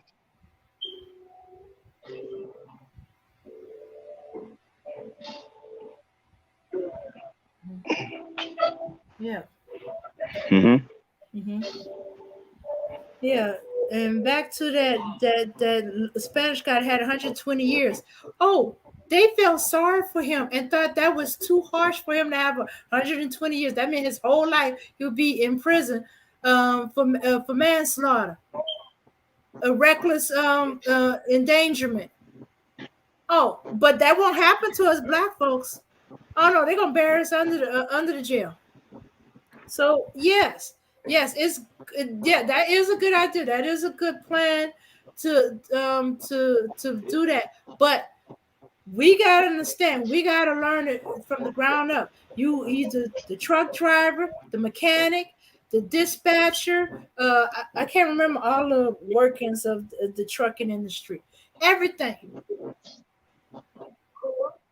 But we can't just go. Yeah, it's definitely not easy. Be the business owner without knowing the bottom up. I'm sorry. I'm gonna go mute. No, let's get ready to take it down, okay? Because my connection is acting up. All right, so I'm gonna get off, Dame. You can stay on a little bit longer if you want to, but just make sure you shut it down. All right. Okay. All right, y'all. I gotta go.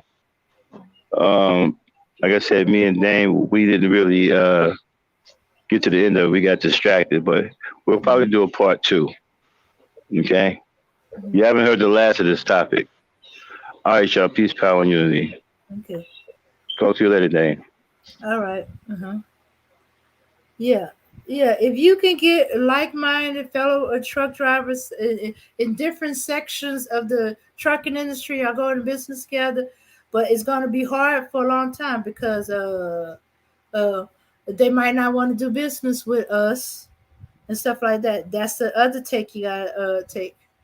So you got to build a reputation of being the best, that they come looking for you and that you got all of the best, and that no matter who is working for you, they're gonna be the best. They're gonna be on top of things. They're not gonna let vices, drug, alcohol, um, interfere with their thing, with their thing. So yes, we can, but let's be a little realistic on it now. We can't just jump from the top in. We don't have no safety net that these other ethnic groups have. We are on our own, and there are a whole bunch of people that's going to be fighting against us, and including people that look like us. You think you're the only one that didn't think about, you're the only one to think about that. There's other immigrants groups that's trying to do that now, but they don't have enough experience from the ground up. So there might be one or two of them, but they ain't dominate. No particular group is dominated except for the group that was already here, the one palm colored people. But let's be realistic. Let's go from the ground up. Find like-minded black truckers who want to be in business together, who got excellent records that they can't use anything. They are the best. We got the best mechanics. They could be blacks too, but the best. We got the best dispatcher. Dang it, I can't remember everything in the trucking. Uh, and I should have let Max talk. I wish I had thought this question up a little sooner. But yes, yeah. You don't think I ever thought about it? Yeah, I know a few truckers. Mm-hmm.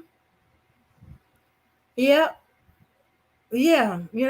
Since the truckers are spread all out and stuff like that, they could have their company in the state that they live in and from, or they return and they no longer want to be truck driver. They could be teaching. Be teaching the truckers. I don't care if they went to school for it. They still need so many hours. Say with the even with the companies, especially if they fresh out of graduation.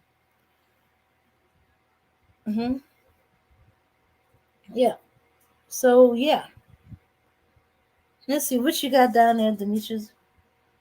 We're not talking about owning business. We're talking about educating people, provi- providing a space where black people belong, black doctors, black engineer, black everything. Yes, we could have that. Um, yeah, but there's more than one type of education. You talking about university education, you talking about the doctors and stuff like that. And then there's the education of skilled workers. That's more like training. That's where your truck drivers, your carpenters, your mason, a thing with the construction, plumbers. I can't remember all of the different skill labors. What you call a blue collar worker. You talking about the labor. You talking about white collar workers, um, and we need blue collar workers as well. We need the teachers, hmm and might as well have our own school teacher. Pay them decent salary so they won't be going to these other schools or teaching at these other schools. Um, But at one point we did have that. We have black colleges now. We got white people in there too. Yeah. So hey, stop trying to cause a division among the that was going on even with the civil rights with W. Du Bois and oh wait, what's his name uh but they were they were coming at it from different perspectives. What is his name? Uh um um I'm trying to I'm trying to think, but they were coming at it from educate white collar education and skilled labor education. What was his name?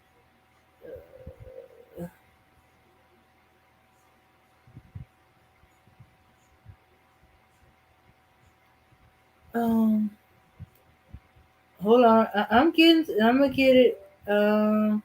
Give me a second. Booker T. Washington. That's who it is. Booker T. Washington.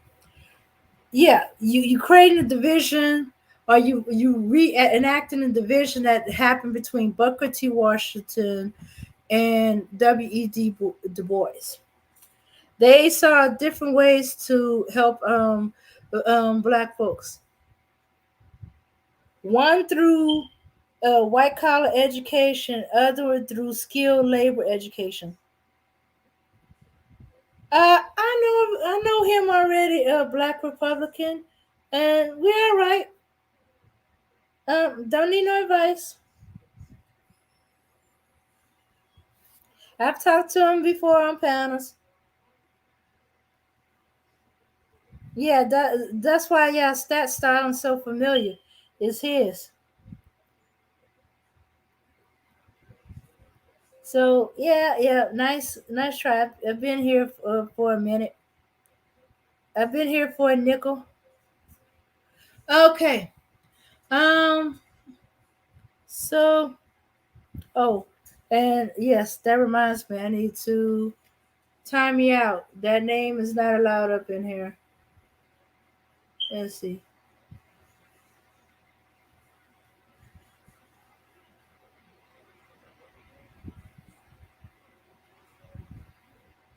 All right. Yeah.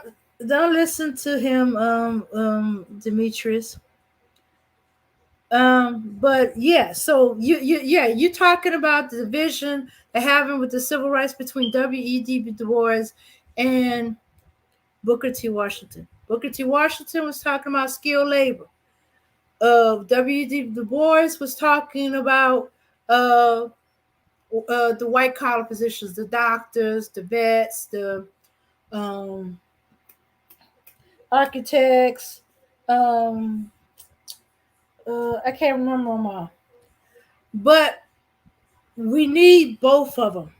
You can't have one without the other. One is not above the other. As far as I'm concerned, one ain't above the other. You need both. The doctor still needs the construction worker to build his house. He may be able to get the architect to design his house, but he still needs the construction worker to build his house. Now, if he's lucky, he might get an architect who did things from the bottom up, and he got those skilled laborers. He's a carpenter or electrician or plumber or mason. Yeah. So yeah. So hey, stop getting all hot and bothered. Because he's talking about when Max talks about educated lames, he's not talking about doctors, lawyers, vets, these white collar workers. No, he's talking about those who are philosophy professors, uh, um, um, philosophy, certain types of social professors. Um, their their skill is more in their teaching. Um, that's the only job they can get is in teaching. Because um, yeah, those let me see social economic people. I can't remember them all. That's what he's talking about. Educated lane. They're about the books they read, but they don't have no practical applications to it. Like they, yeah. So he don't consider doctors, lawyers, veterinarians, uh, uh, white collar workers in that sector. No, educated is that they are academia. Their thing is surrounded, and you can't find it outside of the college. They can't find their job outside of college and stuff like that. So they're always associated, attached with, because there's no field outside there for them to work. So when when he's saying educated land, he's mostly talking about certain types of academia, stuff like that. But he can explain it to you better than I can, because as you can see, I'm forgetting certain skills, you know. Yeah. So white collar jobs, skilled, skilled, skilled labor. They both in labor. They both work. You know.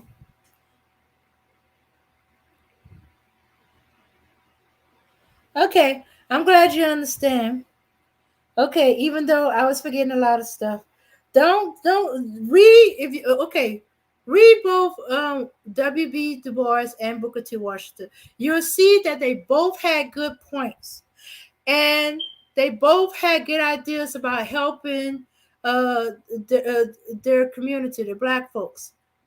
But the problems have is that they were looking down at each other, or they thought theirs was better than other when they both were needed, both could be used, and stuff like that. Okay, all right then. I'm gonna get off of that. If you're gonna be reading history and stuff like that, yeah. Don't fall in that mistake. Both of them are needed, because you was kind of confusing me there for a second, because you had doctors and carpenters and plumbers and veterinarians, and I'm like, wait a minute. Then I realized you got a little mixed up on what Max was talking about. He wasn't dumping on college educated people. He was talking about a certain philosophical academia that has no practical application outside of college and stuff like that. They cannot make a business out of it. They cannot work for a company about it. They can't use it to build something with. Mm-hmm. Okay, Dimitri, I'm good. I figured that once I started realizing. So hey, uh, if it seemed like he's dumping on, don't be afraid to ask questions. Let's say, hey, are you lumping this group together? Or are you talking about all college educated? Max said himself he went to college. I went to college for a little bit. Don't have, and we got people in our families that fall in both groups. Both groups are needed. White collar, blue collar. Both collars are needed. Both collars get washed. Both collars work hard. You know, they both have skills. It's just that it's used in different, they just have different type of skills. They both have to have training, and they both get better as the more they work it, the more years they have. Just like Max was just going on about truck driver. He even mentioned when he first got started, he had issues he had to work with. Same thing with everything. You got to work it from the ground up, and you got to constantly use it. As you learn more skills, and you get better at it, and then it becomes where you can almost do it in your sleep. You're the best. You know all the rules. You know all the policies. You know all the shortcuts and stuff like that. I'm not talking about just roadway, but you know all the procedures. There's always a procedure for certain things. Even with truck drivers, there's procedures, there's safety things they got to do. There's stuff that they should do themselves, or not. Then there's stuff that is not mentioned in truck driving. Max could tell you more about that. I heard the stories. I can't tell you that because they are Max stories. So I'm gonna let Max tell you those stories. Ask them. There's stuff that they can't train you about because there are you won't know until you experience it. You might hear from other truck drivers or or other, other truck drivers to tell you there's stuff in there I ain't never heard of, never even thought about. And I worked at a truck stop. I worked at a truck stop for 3 years, and I talked to truckers, but I had no idea about some of this stuff. I thought I knew quite a bit. I don't say I knew everything, but I thought I knew quite a bit. Yeah. So yeah, for as far as Thunder saying yes, but you gotta find the people of the right mindset, Thunder. Because okay, there's too many, especially young black men who don't want to listen to nobody. They don't want to be told from the dude.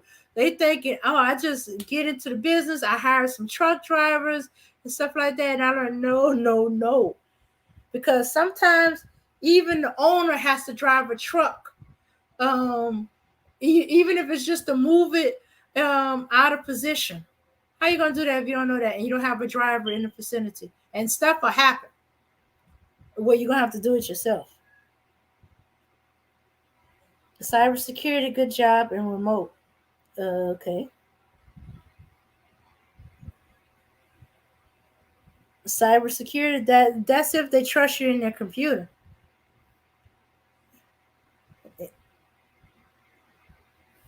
Mm-hmm. Yeah. So yeah, make sure you don't have no records.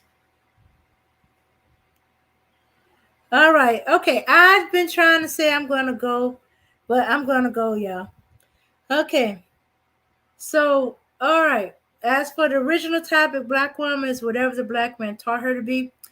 Y'all thinking, okay, not okay, black men, whether they do it or not, teach women, young girls, things. They don't attempt. They they might not attend. Like my grandfather showed my mom how to handle a gun, show her how to handle a knife, do different things to protect herself. Because she was going to be going away from college, and so that means she was going to be out of his protection field. So he wanted her to have a gun or a knife. In case, most time people keep guns for at their house, protect themselves in the house. But he was thinking a little further ahead, like she might be dating and the guy might have tried something or tried to take something, so she have a knife. Um, he taught me in his own way that same thing. He didn't teach me with a knife, but he taught me how to make a fist, how to throw a punch, and to wrap my hands around a roll of coins to give my punch some weight behind it because I'm a girl. No matter how I'm not, and don't be afraid because he had to untrain certain things that was trained into me, like not hitting men in private areas. Okay, a younger generation ain't been taught not to hit boys in private areas. Uh, so maybe they didn't have to get untrained from that, but I had to, and he had to drum it in my head. You're protecting yourself. If a man is crazy enough to lay hands on you, then fair play is out of the question. This is not your uncle. This is not your cousins. Stuff like that. No, you're protecting yourself. And hit there and other vulnerable spots. Some I learned a little bit later from other people, but my grandfather was the initial one to start it. But there was things he unintentionally taught me and my mother. Okay, okay, okay. My grandfather was a cheater. My grandfather's a cheater. I've I have observed this once I realized what it was, and even and stuff like that. So if the person I love could cheat, you know, on his wife and stuff like that, and feel no remorse about that, it created a lack of trust. Also, that men cheat. Hmm. And no matter how much you love the man, and he loves you, he's gonna cheat. You got either it's either gonna teach one or two things: either accept that cheating is normal for men, or to never accept a cheating man. So you got hardcore women like me. You cheat once, that's the end of it. They're not putting up with that because they're not going through the hurt they seen their mothers, their aunts, their grandmas, the women in their family going through. So they're a little bit harder. You cheat, that's it. You lost it. You have no more woman. You better find out what cheating means to her, because some women, uh, that sexing, that stuff on social media, watching naked women porn, all is considered cheating. You know, emotionally cheating. Oh, that's a biggie one too. You know, oh, I didn't have sex with her, but you spending time with her. You telling her things that you should be telling your wife. Yeah, yeah. That's gonna get you buried. That and bringing her in your house on her bed. Yeah, those things that get you buried. And there's some women, they kind of accept that men cheat. They might accept it under certain condition. You don't bring that wench in her house. You not have sex. Is you don't rub it in her face. It's not out in the open and in her face. There are some women that's like that. You know, men or be men. I ain't one of them. I know a bunch of women that ain't one of them and stuff like that. But I also know a bunch of women that it is. You taught her to either accept or not accept that. Okay, if there's hustling going on, you know, drug dealing, scamming, all kind of stuff. If you do this, and your children are watching this, you're teaching, and you're teaching your daughter this.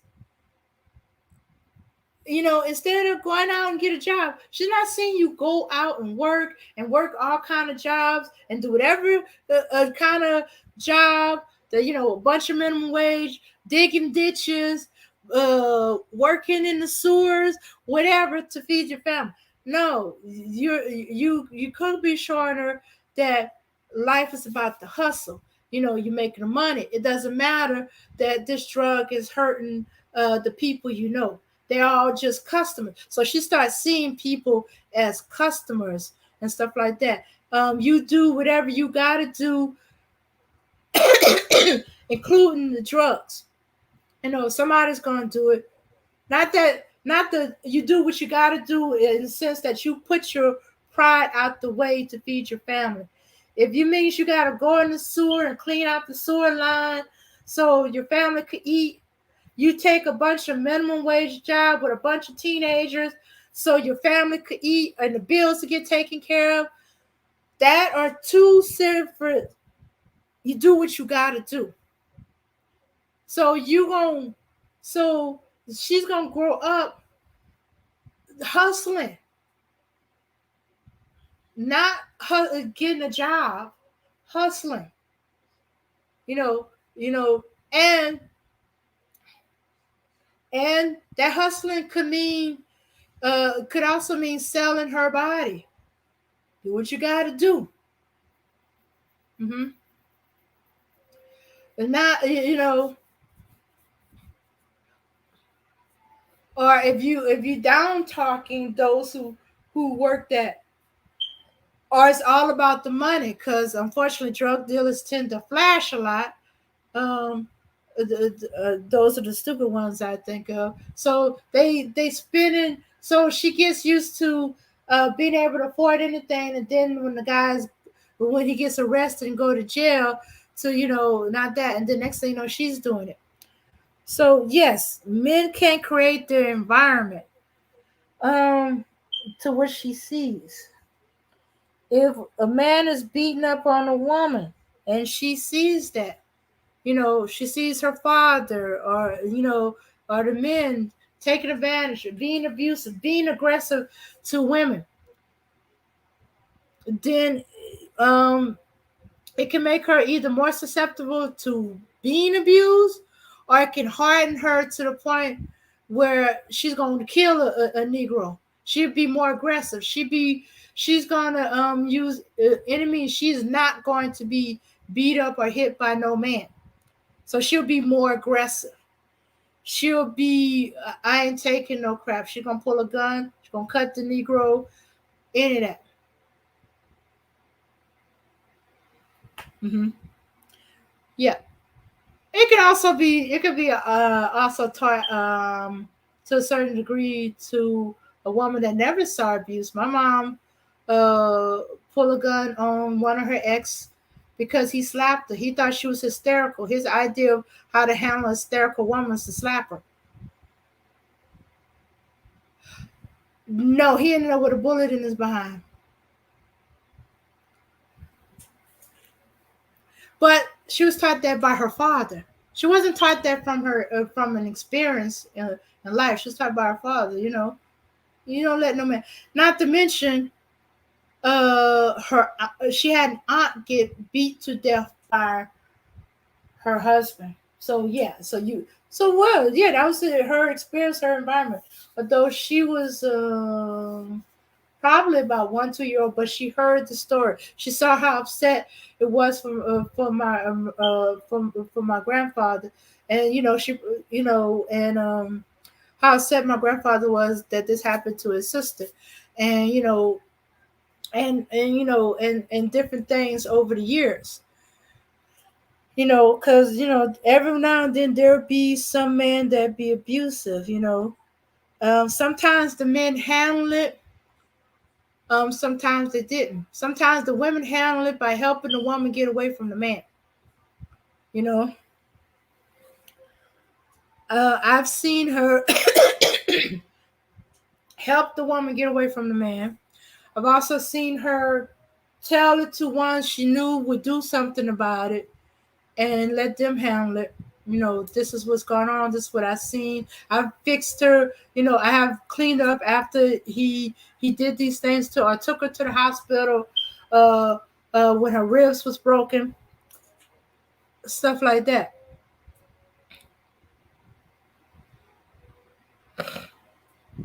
Mm-hmm. Okay, I'm supposed to be saying goodbye. But if a lady cheats on someone, that's her decision. She's grown. Wait. Oh, okay. How we got into the lady cheating? Okay, it's her decision and she's grown. Did I say cheater? Okay, that a woman a cheat because oh no, I've seen the get back. Okay, man cheats on his woman. She gets back at him by cheating on him. Usually somebody close to him to hurt him, like he hurt her. Mm-hmm. Or tit for tat. Or she'll forgive him after she tit for tat, make us back even. Okay, all right. You want me to forgive you? You want us to start even ground? Okay, we're gonna go even ground. And he probably gonna drive himself crazy if she did or didn't. I know one who implied it to her man. Okay, we're gonna go even ground. We're gonna do tit for tat. Never cheated on her, but he didn't know that he was driving himself crazy if she would do it. In fact, I think at one point he almost wished she did, so he can stop worrying about it, thinking about it. But there's others. But then again, if she gonna play that game for tit for tat, she might not even tell him. Because women are supposed to accept that their men cheating. Boys would be boys. Bull crap. I don't accept none of that. We are the counterparts. If I want monogamy, you should want monogamy. If you want polyamorous, then I want polyamorous. I had to make it very clear to certain Africans that I don't believe in multiple wives. If you marry me, I'm your one and only. You come with another wife, I will be coming with another husband. and we're gonna be polygamous for real. You know, I don't want to be polygamous. I don't want to be polyamory. I just want my one man, me and him. That's it. But we're gonna play that game. I can play it. I can state the rules. But I am going for monogamy all the way. I ain't hearing no. I'm not the one. Let me go. If you come to me and say, look, I'm polyamory, I'm gonna love more than one woman, and I need you to be okay with that. I'm gonna be like, thank you for being honest, but I cannot accept that. Um um and I hope you good luck in your next endeavor, but I'm not the one. It's gonna change me. I'm either gonna become bitter, mean, or I'm gonna go that route and try to find me another man, another husband, and we're gonna all be in this one big happy group together. Orgy galore. Except I don't do women. So yeah, I thought about it, because I heard about the polyamory. I've been hearing about the polygamy, and I heard it. I try to discourage, men who believe in polygamy to want to get involved with me and stuff like that. That's why certain Africans, Muslim Africans, that's their thing, you know, and some of them have. Uh, African wife in whatever part of Africa they came from, mostly Nigerians that I've met, that do that, and then a one in America. Mm-hmm. And then the second wife is in America, or 1, 2, and 3 is in Africa, and number 4, the American one, is in America. And it'd be like, well, in this country, the women accept. No, the women don't accept it. They don't like it. It's just what they had to deal with and live with. But if you was to ask them, quite a few of them would not like it. The way they kind of found it acceptable is sometimes they try to get their sister to be the second or third wife, or that's why in a lot of these countries that's polygamy, the husband can't really just up and marry another woman. His first wife gotta approve of her. Yeah, that's the weirdest thing I found about polygamy. When American men talk about it, they just gonna pop up with a wife or say, okay, this one I want to be my second wife. That don't even happen in African countries. I know some Nigerians, they don't get to choose their first wife. They don't get to choose none of their wives. They don't get to choose the first one. Their mama, their grandma, and their aunties choose their first wife. Second, third, fourth wife, it got to go through his first wife. So if he wants another wife, she got to be approved of by the first wife. The first wife got to be approved of by the grandma, the mama, and the aunties. So I was like, wait. So you telling me you don't get to choose any of your wives? No, he can put the most he can do is like, I would like her to be one. But if she don't meet the approval of the first wife, or and she don't meet the approval of his mama, his grandmama, and his auntie, he don't get her. Ain't that a trip? But they don't mention that. Yeah, American black men don't mention that when they bring up polygamy. We're gonna be like our African brother. That's our culture. Shows me how much you know about your culture. Okay. I gotta stop. I gotta listen to what y'all talking about in there. 2 women under the same roof. What you gonna do if they start quarreling? Yeah. Mm-hmm. Oh, that's another mistake. Depending on how much money you have, some of these each wife should have her own house. No, the man does not have a house at all. His wives have a house. And he goes whatever day he's assigned to. He goes to that wife house and that the wife house and that wife house. Yeah, so she has a different day of the week,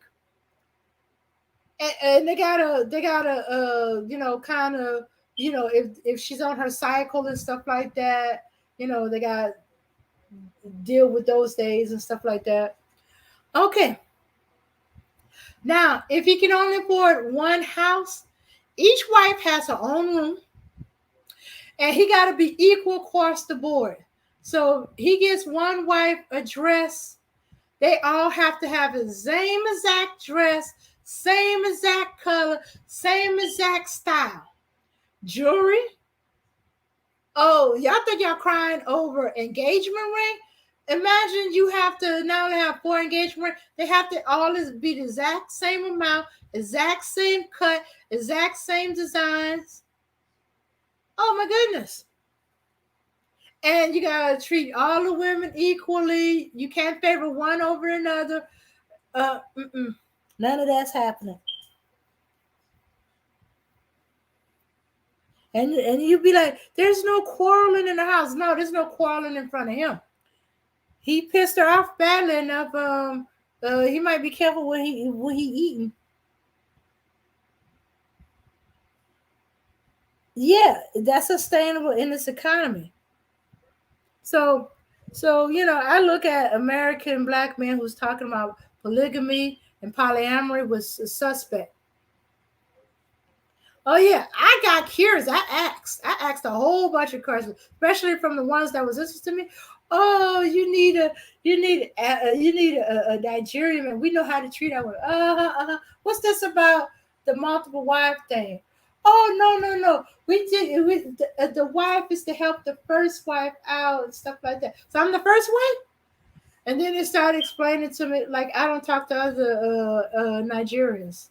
I don't talk to the ones that just interested in me. I talk to the ones that are already married, that have no interest in me whatsoever.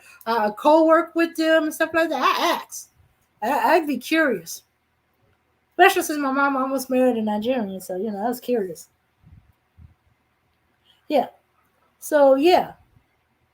Yeah. And then most of the time, they okay, when they say it was the Wi-Fi there, that's to help her out. Okay, because sometimes it don't be the man. Sometimes it be the wife presenting the second wife. Actually, from what it sounds like, the second wife is to help out the first wife in all her duties. That includes XEX. That includes housework, taking care of the kids, whatever. If she's working, with all that. That was the purpose of having a second or maybe a third or fourth wife. Yeah, if the woman is okay with it, that's the reason why. She needs a break from you, sex wise. You either want it too much or you're not very good at it. I'd rather pass you off to some young thing who don't know any better. So it'll be years before she realized he don't know nothing. Can't do it. He can't work it.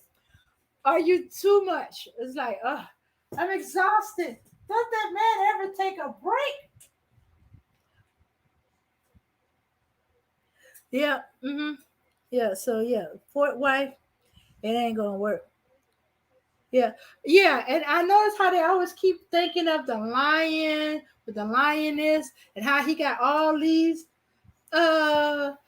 He gotta work. You do know the lion works, right? Like that. He ain't just lounging around. He got to be in tip-top shape to fight off the other male lions that wants his pride, to make sure he's staying tip. Because if he gets weak, if there's no cubs, they're gonna dump him.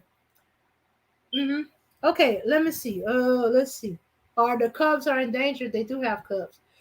He's supposed to protect the pride. Sometimes he'll help with the hunt. If they're going after something really, really big and the female lions, there's not enough for them or they can't handle it alone, yeah, he hunts. His main thing is to help them, protect them. He's a protector. Let me show you something real quick. Let me see if I can pull up that clip. Okay. Oh, no. This is something else, but it kind of shows you what would female lions need protecting from. Okay. Let me show you real quick. Because their lion is they the queen of the jungle. What would they need protection from? Okay. Let's see if I can get this where you can see it. Um. Okay. Let me check something real quick. Let's see. Okay, I think this should do it. Okay, let me go mute up and.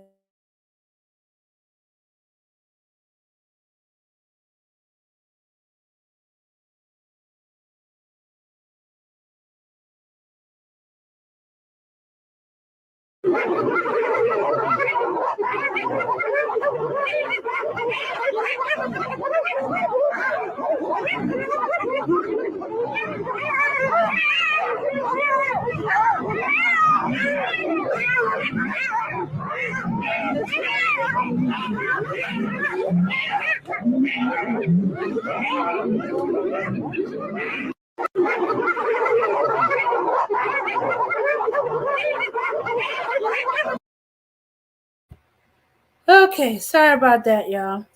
So, um, okay, so you saw it's called the beef between hyenas and lion. Okay, now all you saw was the lioness having to do. That's why there's always more lioness because they'll get overpowered even by hyenas. Because the hyenas are always pack animals. Um, so yeah, so hyenas are always pack animals. But yeah, lions and hyenas really can't stand each other, which is weird. Yeah.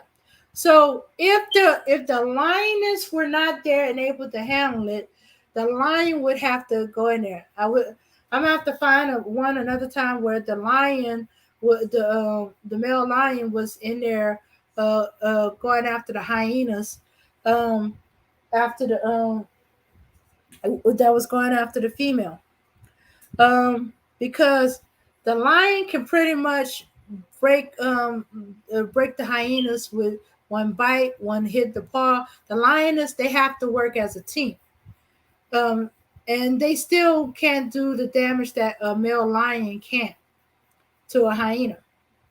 Um, as you saw, all they basically did was pull them off of the female lioness that they went after. So that's basically that's um but um that was another thing.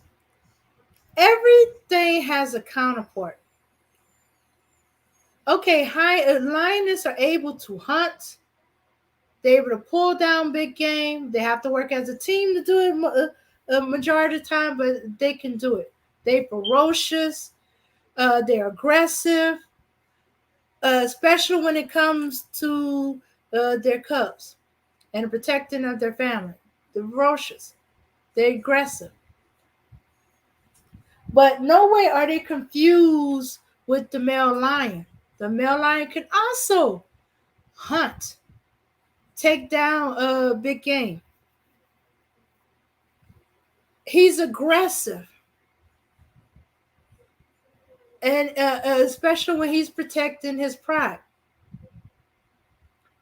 But not once do you confuse the two animals. You know the male lion from the female lion. They they both do the same thing.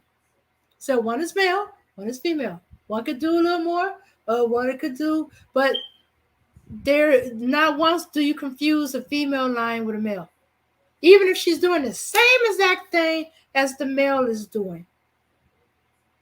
Not once is she considered a male. Okay? Same thing. Okay. Since they got a lot of people that's into that alpha thing, wolf. She wolf, aggressive, can hunt. She's very protective of her cubs and her, let me see, her pack. Okay. She's aggressive. Male wolf, same thing. He can hunt. He can be aggressive, especially when he's protected his pack. Not once do you confuse the male with the female, even if they're basically the same shape. You know, one of them's male and one of them's female. You don't call the female male. You don't suggest because she can do some of the same things as the male can do that she is being a female. I mean, she's being a male.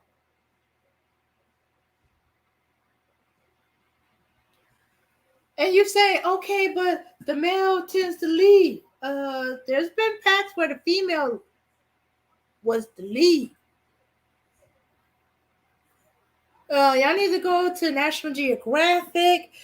It's not always the norm, but it does happen. Usually because the male is gone, whatever reason, died, killed, never came back. Although usually that means they've been killed and stuff like that. And she's the lead, either because she's might be the oldest, she might have been the mothers. Yeah, you do know the rest of the pack are usually the children of the lead pair. That's why you have alpha females and alpha male. It has nothing to do with dominance. It's that position. They are first. They're the first parents. So yeah.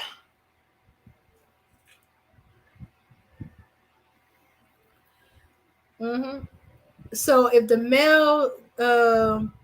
male disappeared for whatever reason, we already said what they were, and the only experienced and adult wolf is the female, she will lead until one of them is old enough to establish himself as leader. She will train them to hunt because she knows how to hunt.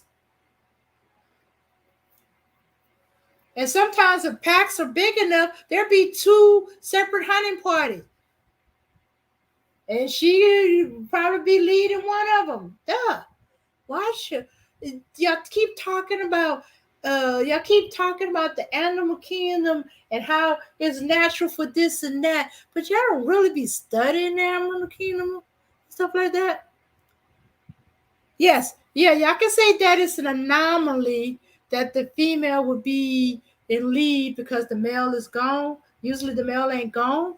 But if something happened, say there's a bunch of crazed hunters that's killing off the males, or they being caught and sent to a zoo and stuff like that, and there's nothing but packs being led by females, it could happen. Duh.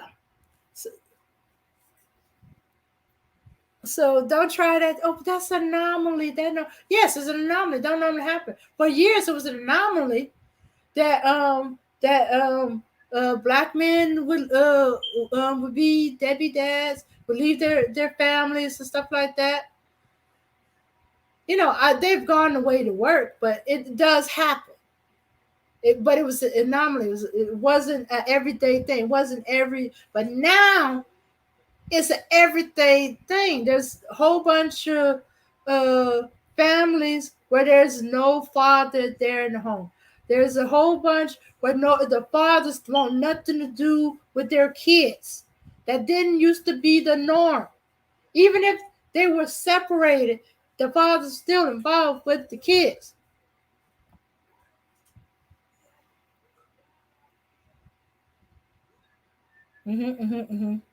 Okay, I stop. I'm saying goodbye for real this time. This is goodbye, goodbye, goodbye, goodbye. Okay. All right. Peace, power, unity, everyone. Thanks for coming. Let's get late. Let's see you for ladies' night. Peace, power, unity. Ooh, let's go out with some music.